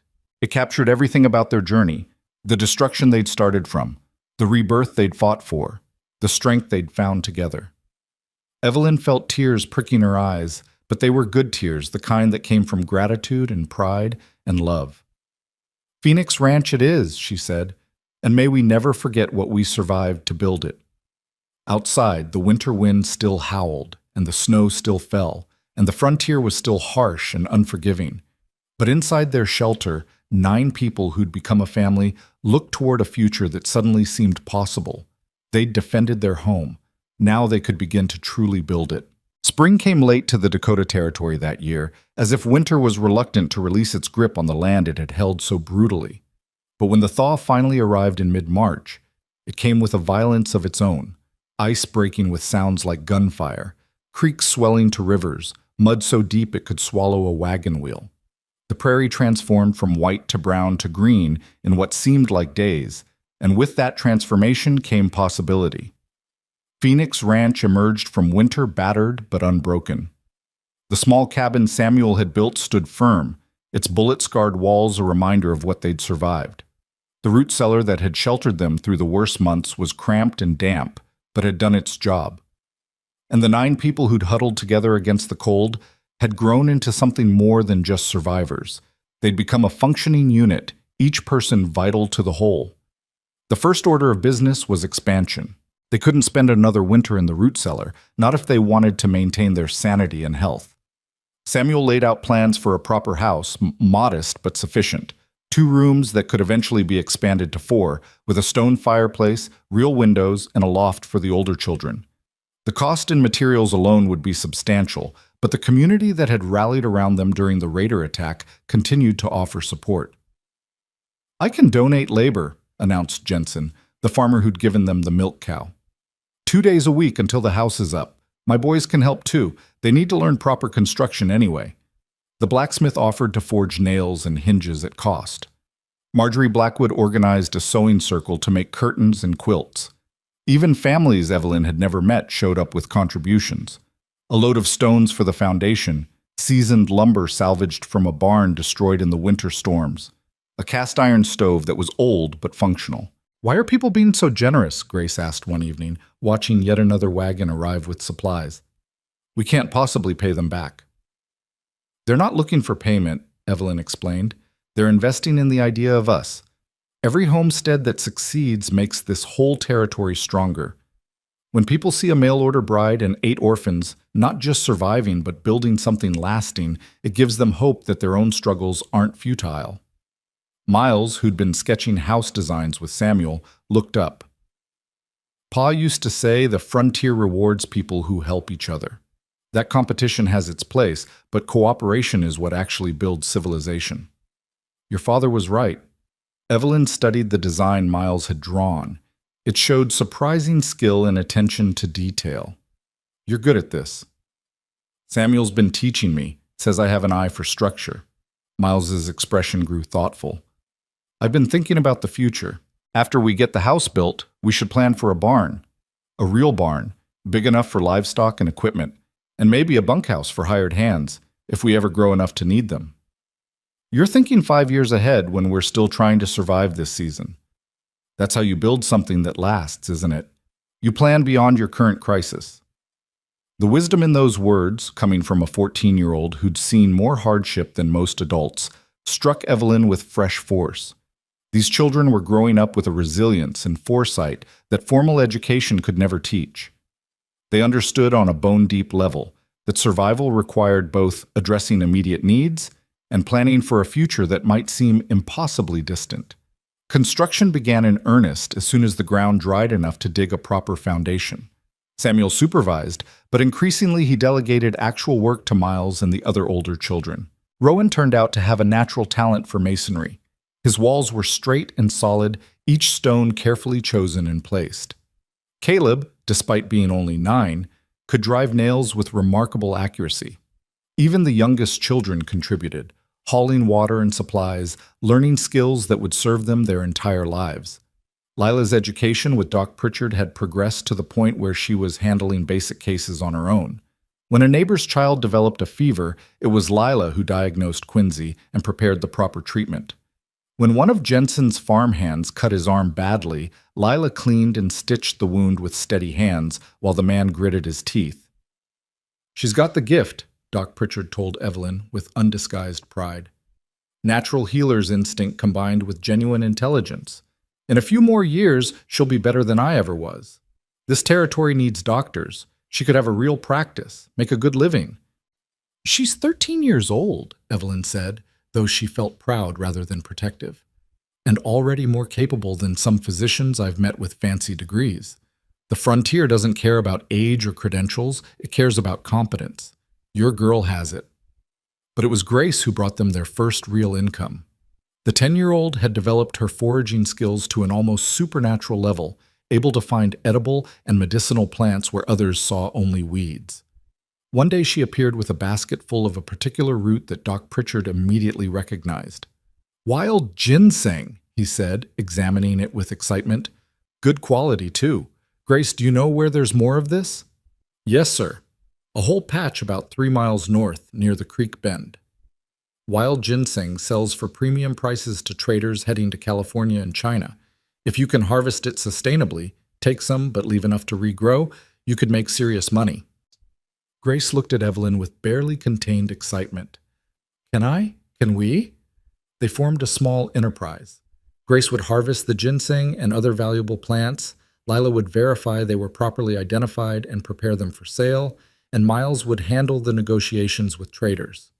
Within 2 months, they'd earned $37 from plant sales alone, enough to pay down their debt to Tibbs and purchase the breeding cattle Clayton Morse had offered. "You've got a head for business," Morse said when Miles negotiated terms for the cattle loan that were more favorable than the rancher's original offer. "Most boys your age would have taken whatever was offered. You haggled like a seasoned trader." "I learned from watching Miss Evelyn," Miles said. "She taught us that respect and fair dealing matter, but so does understanding your own worth. These cattle are an investment in our future. We needed terms that would actually let us succeed, not just survive." Morse laughed, genuinely pleased. "Your father would be proud. Hell, I'm proud, and I barely know you. Keep thinking like that, and Phoenix Ranch will be a major operation in 10 years. The cattle arrived in late May, 6 heifers and a young bull, all healthy stock that would form the foundation of their herd. The children were fascinated and terrified in equal measure. None of them except Miles had significant experience with cattle, and even his knowledge was limited.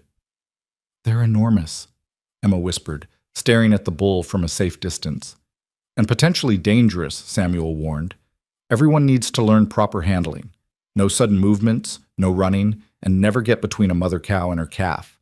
These animals can kill you if you're careless." Jensen and several other ranchers took time to teach them cattle management, how to check for illness, how to supplement feed, how to prepare for calving season.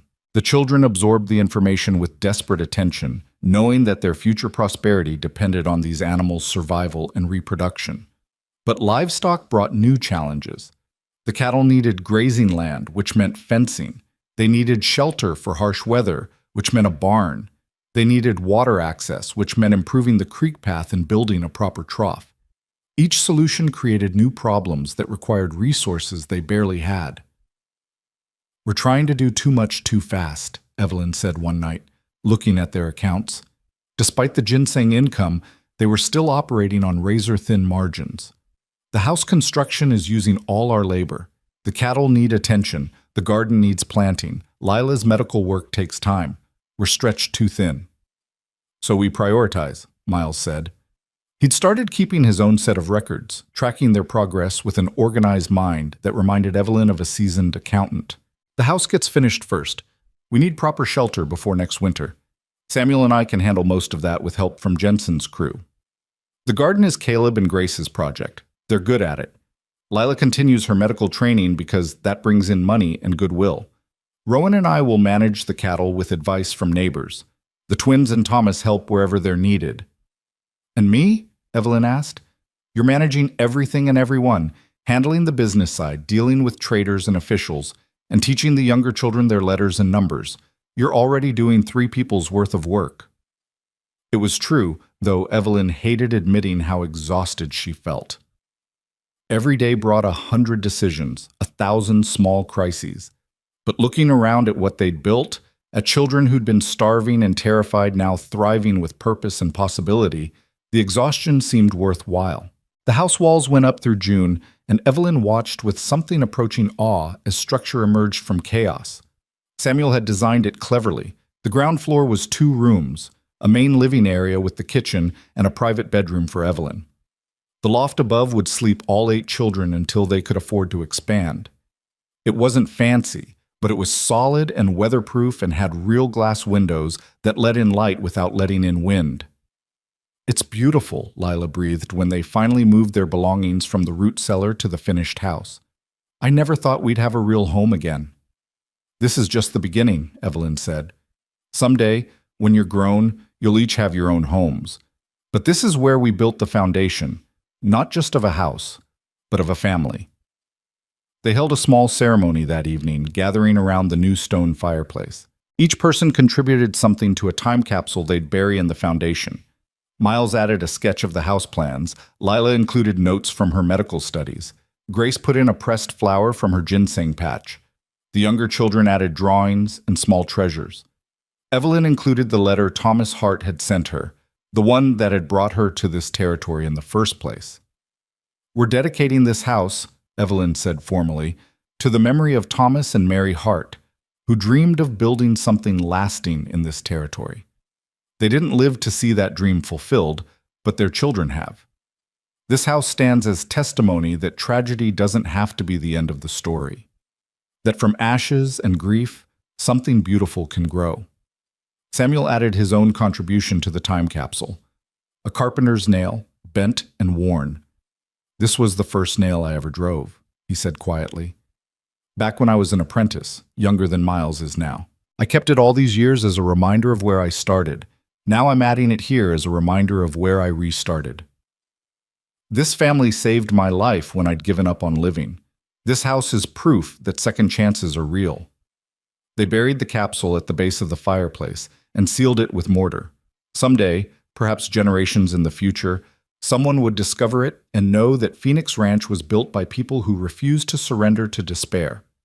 The garden came in strong that summer, providing vegetables that improved their diet dramatically. Grace had cultivated not just food crops but medicinal herbs, creating a small pharmacy that Doc Pritchard drew on regularly. Lila dried and preserved plants with labels so precise that the doctor started joking she could publish her own pharmacopoeia. But the real breakthrough came in August when a surveying party passed through, mapping routes for the territorial railroad expansion. The surveyors needed a place to stay, food, and medical attention. One of them had developed an infected wound from a previous mishap. Phoenix Ranch provided all 3. This is exactly what we need, the surveying chief said, examining maps while Lila tended his man's infection. A way station halfway between Redemption Crossing and the territorial capital.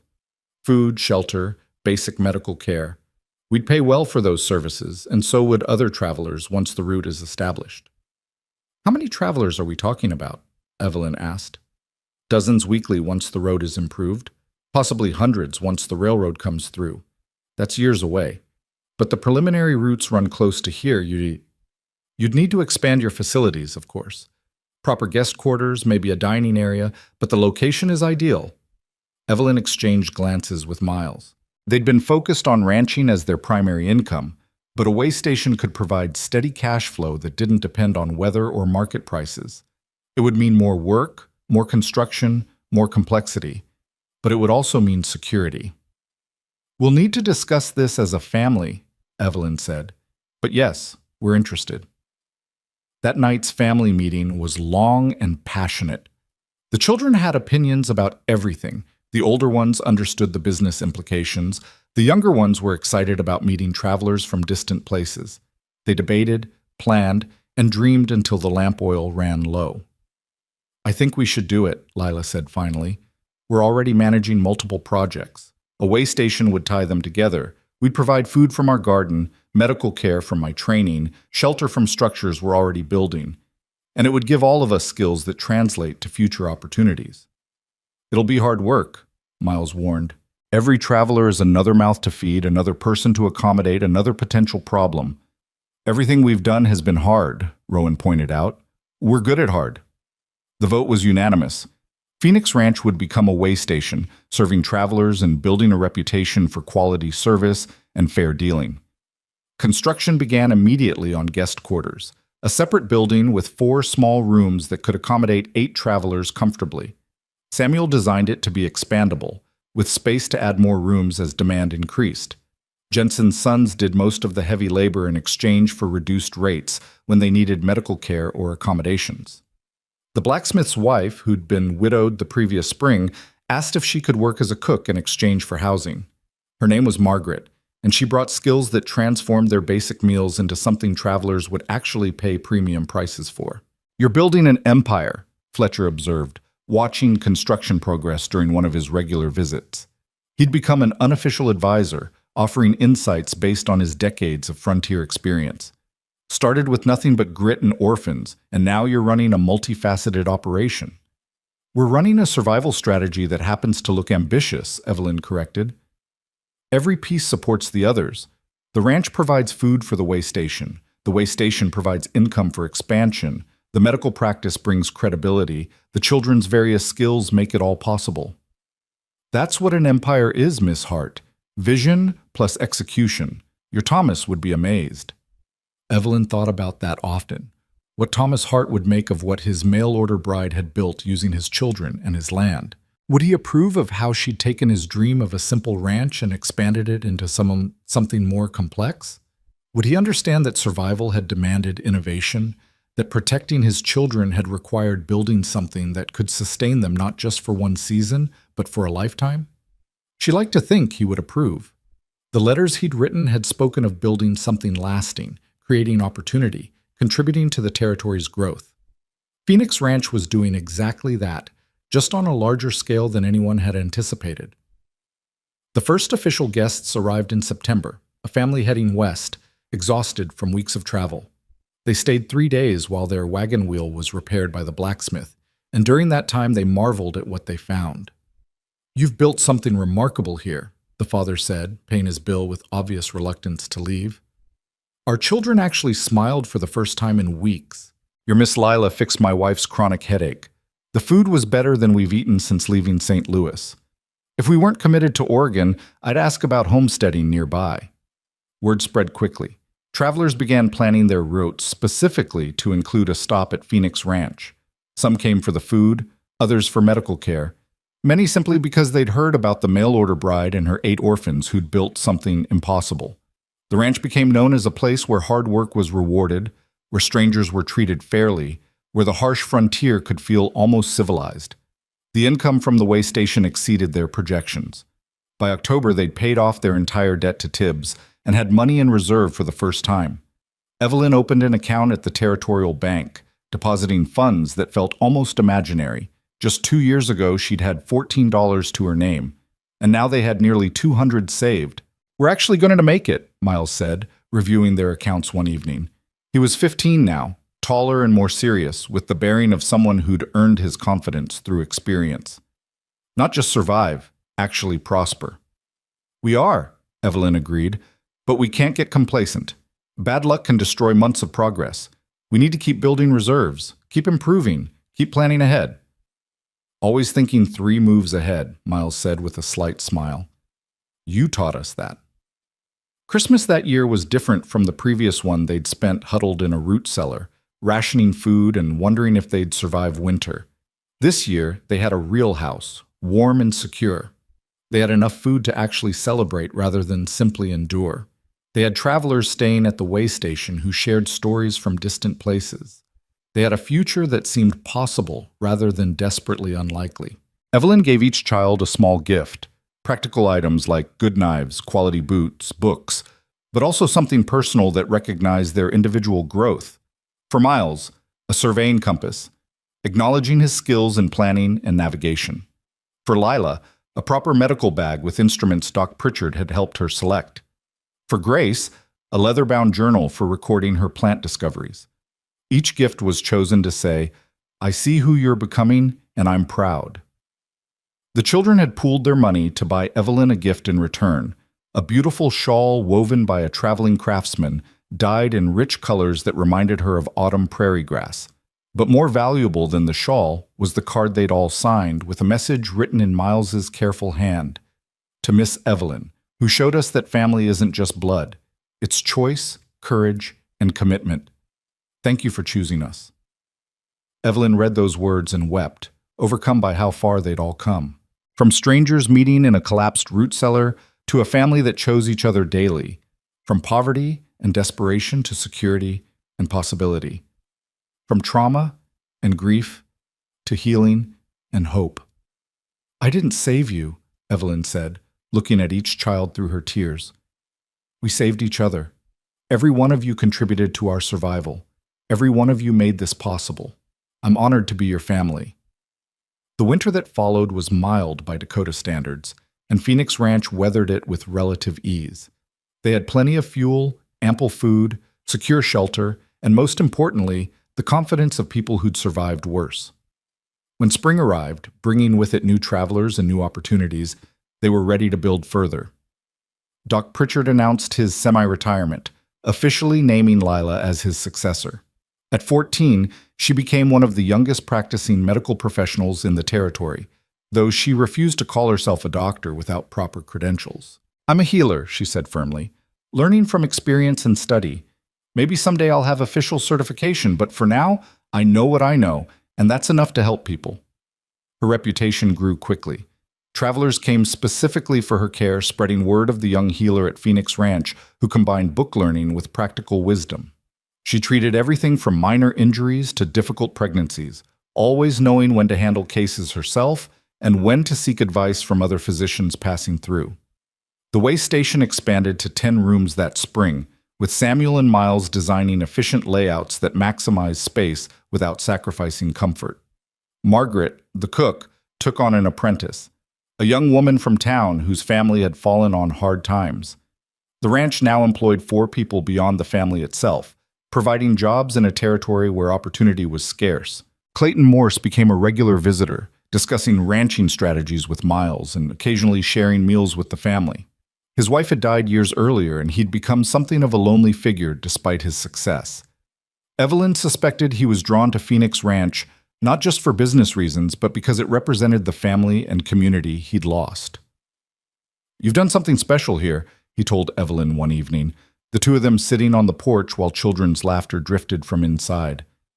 Built something that matters. This ranch is becoming the heart of this whole region, economically, socially, even morally. People look to you as an example of what's possible.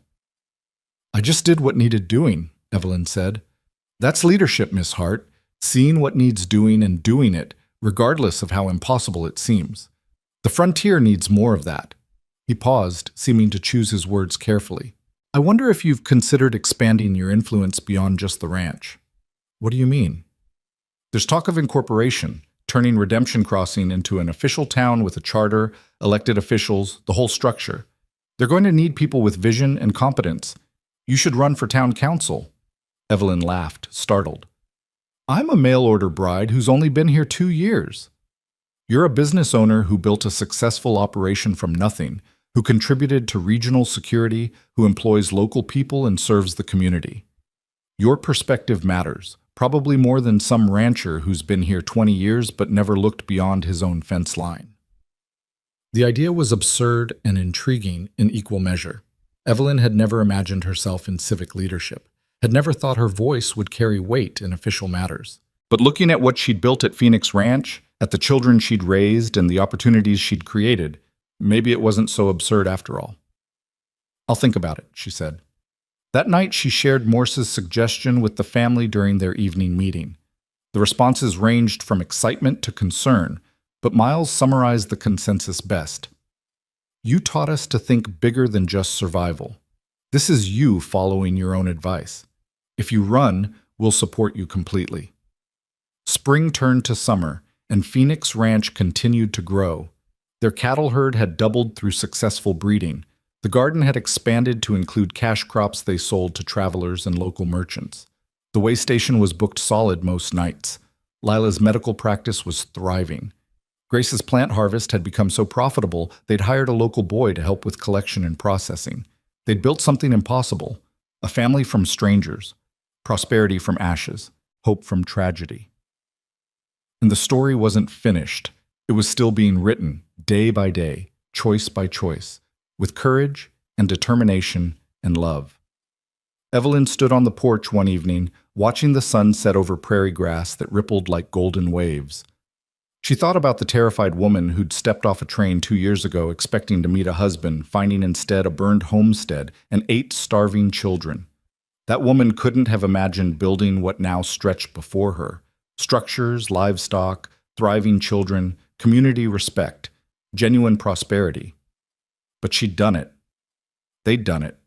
Together, they'd transformed tragedy into triumph, built an empire from nothing, created something that would last long after they were gone.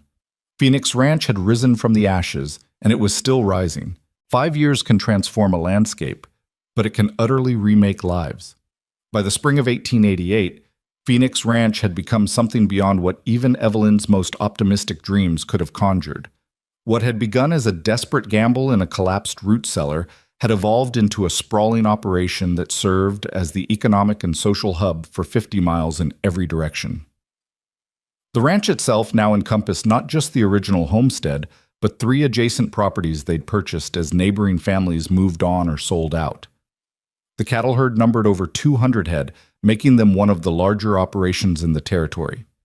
The way station had grown to accommodate 30 guests, with a proper dining hall where Margaret's cooking had become legendary among travelers. A small general store operated out of one building, selling supplies to passing wagon trains and local homesteaders. And Lila's medical practice had its own dedicated building, equipped with examining rooms and a small pharmacy that served patients from 3 counties. But the physical expansion, impressive as it was, paled compared to the human transformation. The 8 starving children Evelyn had found were now young adults and capable teenagers, each carving their own path while remaining deeply connected to the family they'd built together.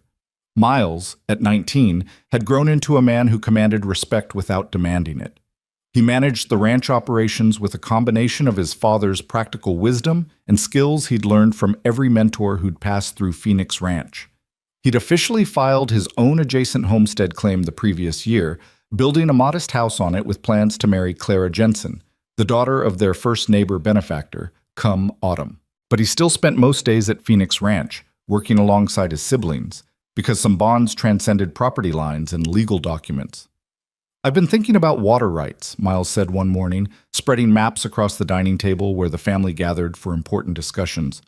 "The creek that runs through our property continues south through 4 other homesteads. If we form a water cooperative, share the maintenance costs and usage rights, we could irrigate more land and attract more settlement. More neighbors means more security, more market opportunities, more everything." Evelyn studied the maps with the practiced eye of someone who'd spent 5 years learning ranching, business, and territorial politics. She'd been elected to the town council 2 years earlier, and the position had taught her how interconnected frontier communities truly were. "You're talking about organizing something unprecedented in this region.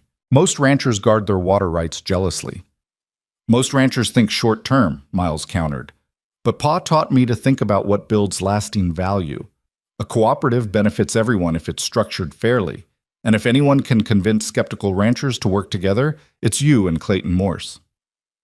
Clayton had indeed become one of their closest allies, and surprisingly, something approaching family. The lonely widower had found in Phoenix Ranch the community he'd been missing, and his support had been instrumental in their expansion. He and Evelyn had developed a partnership that some townspeople speculated might become romantic, though both of them firmly maintained it was purely practical. Still, Evelyn caught him sometimes watching her with an expression that suggested his feelings might be more complicated than he admitted, even to himself. Lila entered the room carrying her medical bag, preparing for her morning rounds. At 18, she'd become one of the most respected healers in the territory, sought out for cases other physicians wouldn't touch. She'd learned from Doc Pritchard until his death the previous winter, then continued expanding her knowledge through correspondence with physicians in Chicago and even as far as Boston. She'd recently accepted an apprentice of her own, a young man from town whose family had initially objected to being taught by a woman, then changed their minds after Lila successfully treated his mother's dangerous infection. "Before you start planning water cooperatives," Lila said, setting down her bag to pour coffee, "we need to discuss the scarlet fever outbreak in town. 5 confirmed cases, 3 more suspected. I need to quarantine the patients, but the church building isn't suitable for medical isolation. We might need to convert the old bunkhouse here at the ranch." "We're still using that for overflow guest housing," Evelyn said, her mind already calculating the financial impact of losing that income against the moral imperative of helping sick neighbors. "I know, but people are going to die if we don't act. And you taught us that some things matter more than profit margins." There was a time when such a decision would have been agonizing, when losing even a few days of income could have meant disaster. But Phoenix Ranch was no longer operating on survival margins. They had reserves, diversified income streams, and the security to make choices based on values rather than desperation. "Convert the bunkhouse," Evelyn decided. "Margaret, we'll need to arrange meals for quarantined patients. Miles, talk to Samuel about modifications needed for medical isolation. Lila, what else do you need?" "Volunteers willing to risk exposure, supplies, linens, medicines, cleaning materials. And prayers, probably." Grace spoke up from where she'd been quietly working on plant samples at the side table. At 15, she'd become the territory's foremost expert on medicinal plants, with buyers from pharmaceutical companies as far as St. Louis seeking her precisely documented specimens. "I have elderberry syrup and echinacea preparations that might help. Not cures, but they support recovery. And I can harvest more if needed." This was how Phoenix Ranch functioned now. Each crisis met with immediate, coordinated response from people who'd learned to trust each other's competence completely. The youngest children, who'd once clung to Evelyn in terror, were now capable young people contributing meaningfully to both family and community. Rowan, at 13, had developed his masonry skills into something approaching artistry. He designed and built the stone foundation for Lila's medical building, and other homesteaders had started requesting his services for their own construction projects. Caleb, nearly 12, managed their expanded chicken operation and had started experimenting with breeding programs that produced better egg layers. The twins, Emma and Eliza, now 11, ran the ranch's small school. They'd learned their letters from Evelyn and now taught children from neighboring homesteads, earning both income and community goodwill. Even young Thomas, at 8, had responsibilities tending the garden and helping Margaret in the kitchen. Samuel Reed, who'd arrived as a broken drunk seeking purpose, had become the ranch's master builder and an unofficial grandfather to all the children. His constructions had built not just Phoenix Ranch, but half the new buildings in Redemption Crossing. He'd been sober for 5 years, finding in work and family what whiskey could never provide. He sat now in his usual chair by the fireplace, whittling a toy horse for a guest child, listening to the family's discussion with the contentment of a man who'd found his place. The scarlet fever outbreak consumed the next 3 weeks. Lila worked 18-hour days, barely sleeping, treating patients with a combination of medical knowledge and sheer determination.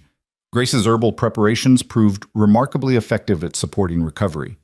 Margaret cooked nourishing meals for the sick, and the older children took turns helping with patient care despite the infection risk. They lost 2 patients, an elderly man whose immune system couldn't fight the disease, and an infant whose parents brought her too late for treatment to matter. Lila wept after each death, taking their losses personally despite knowing she'd done everything possible. You can't save everyone, Evelyn told her, holding her daughter, for that's what Lila had become, daughter in every way that mattered, while she grieved. But you saved 5 others who would have died without your intervention. That's not failure, sweetheart. That's heroism. It doesn't feel heroic. It feels like I should have done more, known more, been better. That's what makes you a good healer. The day you stop questioning yourself is the day you should quit medicine. But questioning yourself is different from condemning yourself. You're 18 years old and you've already saved more lives than most physicians save in entire careers. The outbreak eventually subsided and the community's gratitude manifested in unexpected ways. A wealthy rancher whose grandson Lila had saved donated $50 to establish a medical fund for indigent patients. The church organized a benefit dinner that raised enough money to purchase proper medical equipment, a microscope, surgical instruments, diagnostic tools that Lila had only dreamed of owning. The territorial newspaper ran a story about the young healer of Phoenix Ranch, bringing attention that resulted in several families relocating to the area specifically because of the medical care available. But with growth came complications. The increased population meant more demand for water, grazing land, and resources. Tensions developed between established ranchers and newcomers. Some homesteaders struggled, their failures creating opportunities for land speculation that threatened to consolidate property in the hands of wealthy individuals. The frontier that had once seemed endless was filling up, and not all of that growth was healthy. Miles's water cooperative proposal became more relevant and more controversial. Clayton Morse supported it, recognizing that controlled cooperative growth was better than chaotic competition. But other ranchers, particularly those who'd accumulated significant holdings, opposed any arrangement that limited their ability to control resources. They're afraid of us, Miles told Evelyn after a particularly contentious town meeting. Afraid that Phoenix Ranch represents a different way of doing things, cooperative instead of competitive, community-focused instead of individual-focused. We're proving you don't have to crush others to succeed, and that threatens people whose entire philosophy is based on dominance. So how do we convince them? We don't. We build something so successful they can't ignore it, and we invite them to join when they're ready. Some will come around, others won't, but we move forward regardless. The water cooperative formed with 7 participating homesteads, including Phoenix Ranch and Morse's operation. They established fair usage rules, shared maintenance responsibilities, and created a fund for infrastructure improvements. Within a year, the participating properties showed measurably better crop yields and livestock health. Other ranchers began inquiring about joining, the success speaking louder than any argument could have. This became the pattern. Phoenix Ranch would innovate, others would resist, the innovation would prove valuable, and eventually even skeptics would participate. They established the territory's first agricultural lending circle, allowing homesteaders to borrow seed money at fair interest rates. They organized a cooperative marketing system that got better prices for everyone's cattle. They even started a traveling school program, with Emma and Eliza riding circuit to teach children on isolated homesteads. Each initiative built on the principles Evelyn had established from the beginning: cooperation, fairness, community investment, and long-term thinking. And each success proved that these principles weren't just idealistic fantasies, but practical strategies for building sustainable prosperity. By 1889, Redemption Crossing had grown enough to petition for incorporation as an official town. The charter required elected officials, and Evelyn found herself nominated for mayor. She'd been content serving on the council, but the community clearly wanted her in the leadership role. "I'm not sure I'm qualified," she told Clayton during one of their regular strategy discussions. "I've been in this territory barely 6 years. You built one of the most successful operations in 3 counties from literally nothing. You've mentored dozens of homesteaders. You've established systems that benefit entire communities. You're more qualified than anyone else being considered. The question isn't whether you can do the job, it's whether you're willing to." Evelyn looked around Phoenix Ranch, at the buildings they'd constructed, the lives they'd built, the future they'd created. She thought about the terrified mail-order bride who'd arrived expecting a husband and found 8 starving children instead. That woman had chosen courage over retreat, chosen these children over safety, chosen to build rather than abandon. That woman had changed everything, not just for 8 orphans, but for an entire region. Her choices had rippled outward, inspiring others, creating opportunities, establishing precedents. The question Clayton was really asking was whether she was willing to expand that influence even further. If I run, I want Miles as my deputy mayor, and I want the council to include at least 2 women and representation from newer homesteaders, not just established ranchers. Clayton smiled. Now, that's the Evelyn Hart I know. Never just accepts an opportunity. Always makes it better. The election was spirited but not particularly close. Evelyn won with nearly 60% of the vote, becoming one of the first female mayors in the Dakota Territory.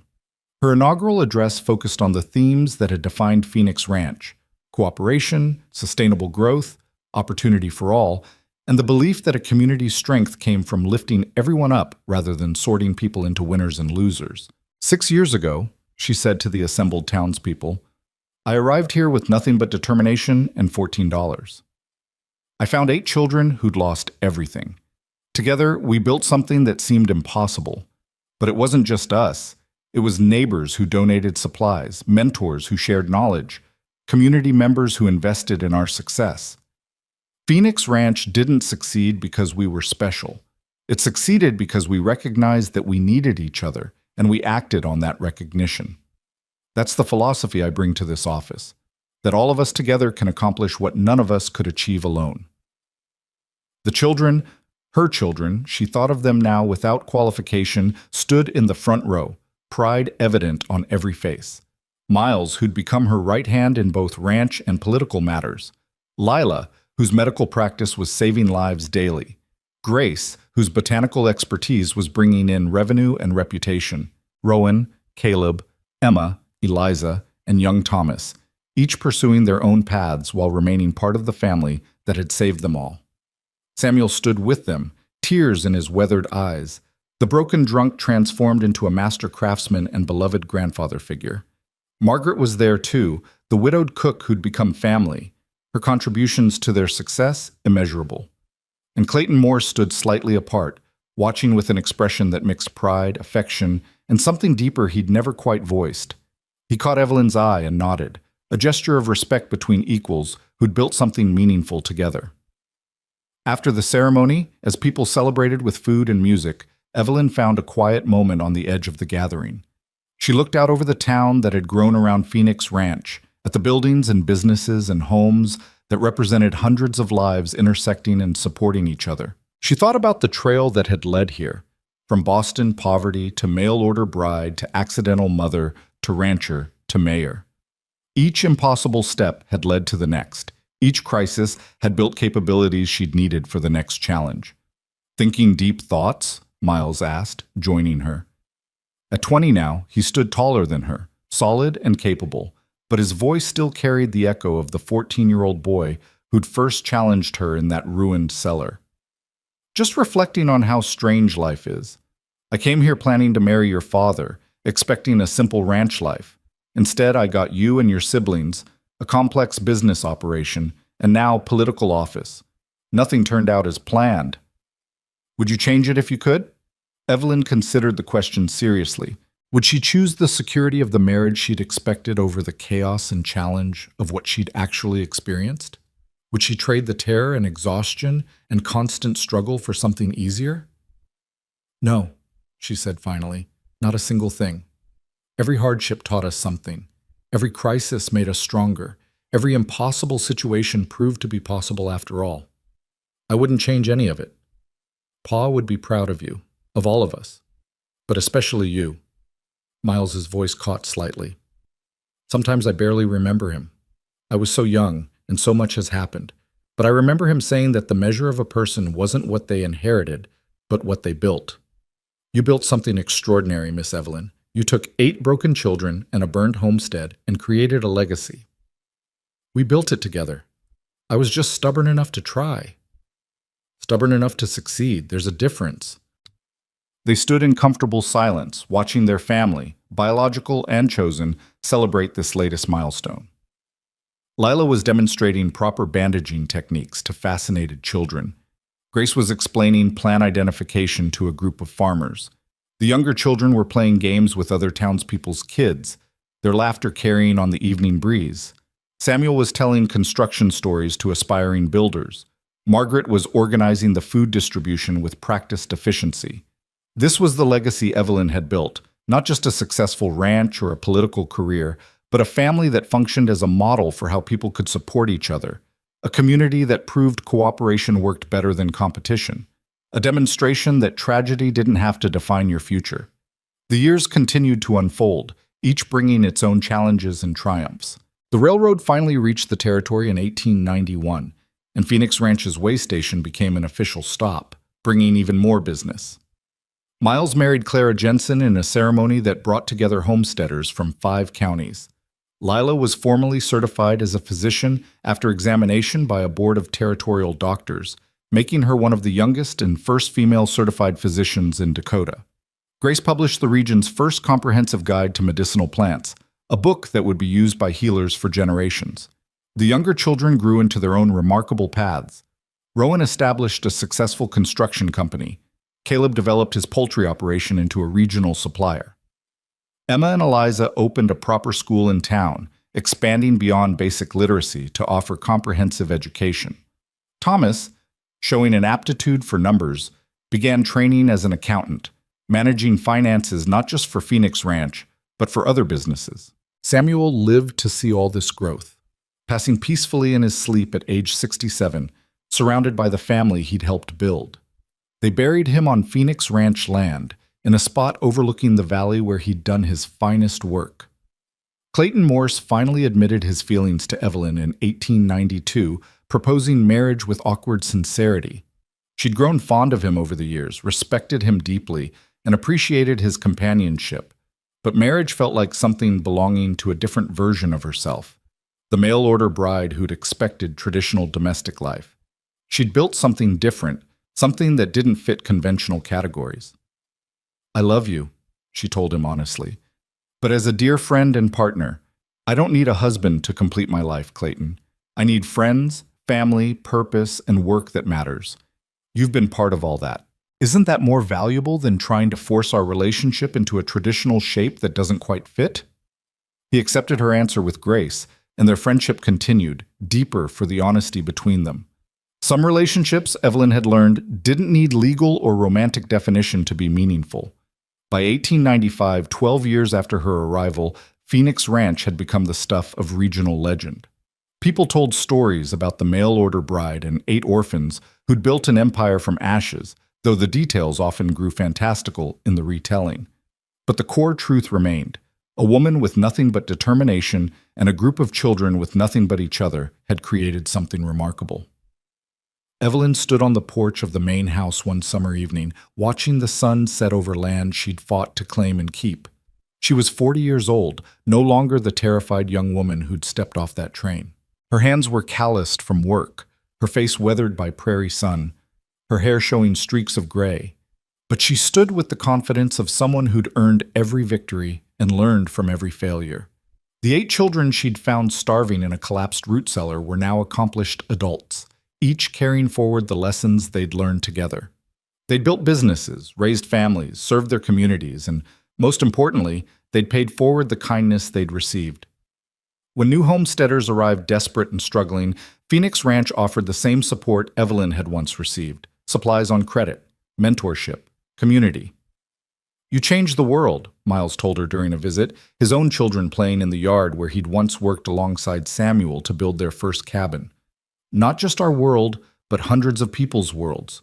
Every family we've helped, every system we've established, every precedent we've set, it ripples outward. That's immortality, Miss Evelyn.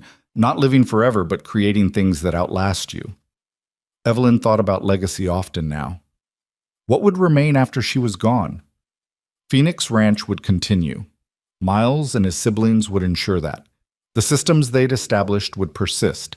The precedents they'd set would influence future generations. But beyond the practical legacy, there was something more important. She'd proven that one person's choice to show courage instead of retreating could change everything. That tragedy didn't have to be the end of anyone's story. That family could be built from choice and commitment rather than just blood. That impossible situations sometimes just required impossible levels of determination. The historical record would note that Evelyn Hart served 3 terms as mayor of Redemption Crossing, established successful business operations, and helped develop territorial systems that supported homesteader success.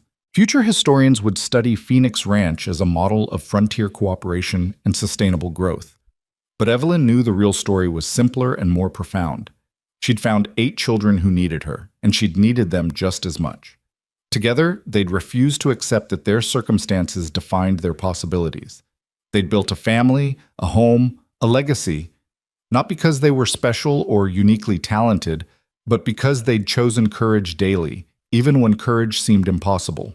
On her 50th birthday, the town threw a celebration honoring her contributions. Speeches were made, awards presented, stories told.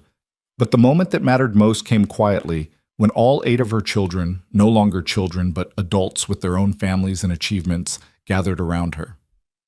"We want to establish something," Lila said, speaking for all of them.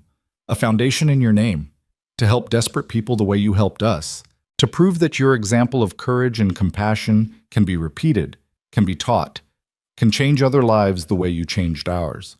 The Hart Foundation would eventually help hundreds of orphans, provide medical care to thousands, and establish educational opportunities across the territory.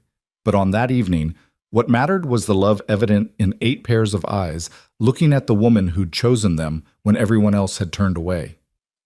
"I didn't save you," Evelyn said, repeating words she'd spoken years earlier. "We saved each other. Everything we built together. That's what I hope people remember. Not that one woman did something remarkable, but that people working together can overcome anything." As the celebration continued around her, Evelyn felt a deep peace settle over her spirit. She'd come to Dakota Territory expecting one future and found something entirely different, harder, messier, infinitely more complex, but also more meaningful than anything she could have planned. She'd arrived with nothing and built everything that mattered. Not wealth, though they'd achieved security. Not fame, though their story was known throughout the territory. But family, community, purpose, and the unshakable knowledge that she'd made the right choice that day in the collapsed cellar. The sun set over Phoenix Ranch, painting the prairie gold and amber, the same colors as the day Evelyn had first arrived. But the land that had once seemed barren and hostile now teemed with life. Cattle grazing, crops growing, children playing, families building futures. From ashes, a phoenix had risen. Not just a ranch, but a testament to what courage, compassion, and commitment could create. And that legacy would endure long after every person present had turned to dust, inspiring others to believe that impossible situations sometimes just required impossible determination to overcome. Evelyn Hart had come west expecting to be a mail-order bride. Instead, she'd become a mother, a rancher, a leader, and a legend. She'd proven that tragedy didn't have to define a life story, that sometimes, with enough courage, you could write a completely different ending. And that ending, built from ashes and determination and love, had become a beginning for countless others who'd find their own courage in her example, their own strength in her story, their own hope in the knowledge that one person choosing compassion over retreat could change the world. The frontier was harsh and unforgiving, but it was also a place where new stories could be written, where the past didn't have to determine the future, where a woman with $14 and 8 orphaned children could build an empire that would outlast them all. Phoenix Ranch stood as proof that some legacies aren't inherited. They're forged in fire, built from nothing, and sustained by the daily choice to believe in better possibilities. And that legacy, Evelyn knew as she stood surrounded by family and community she'd helped create, was the only immortality that truly mattered.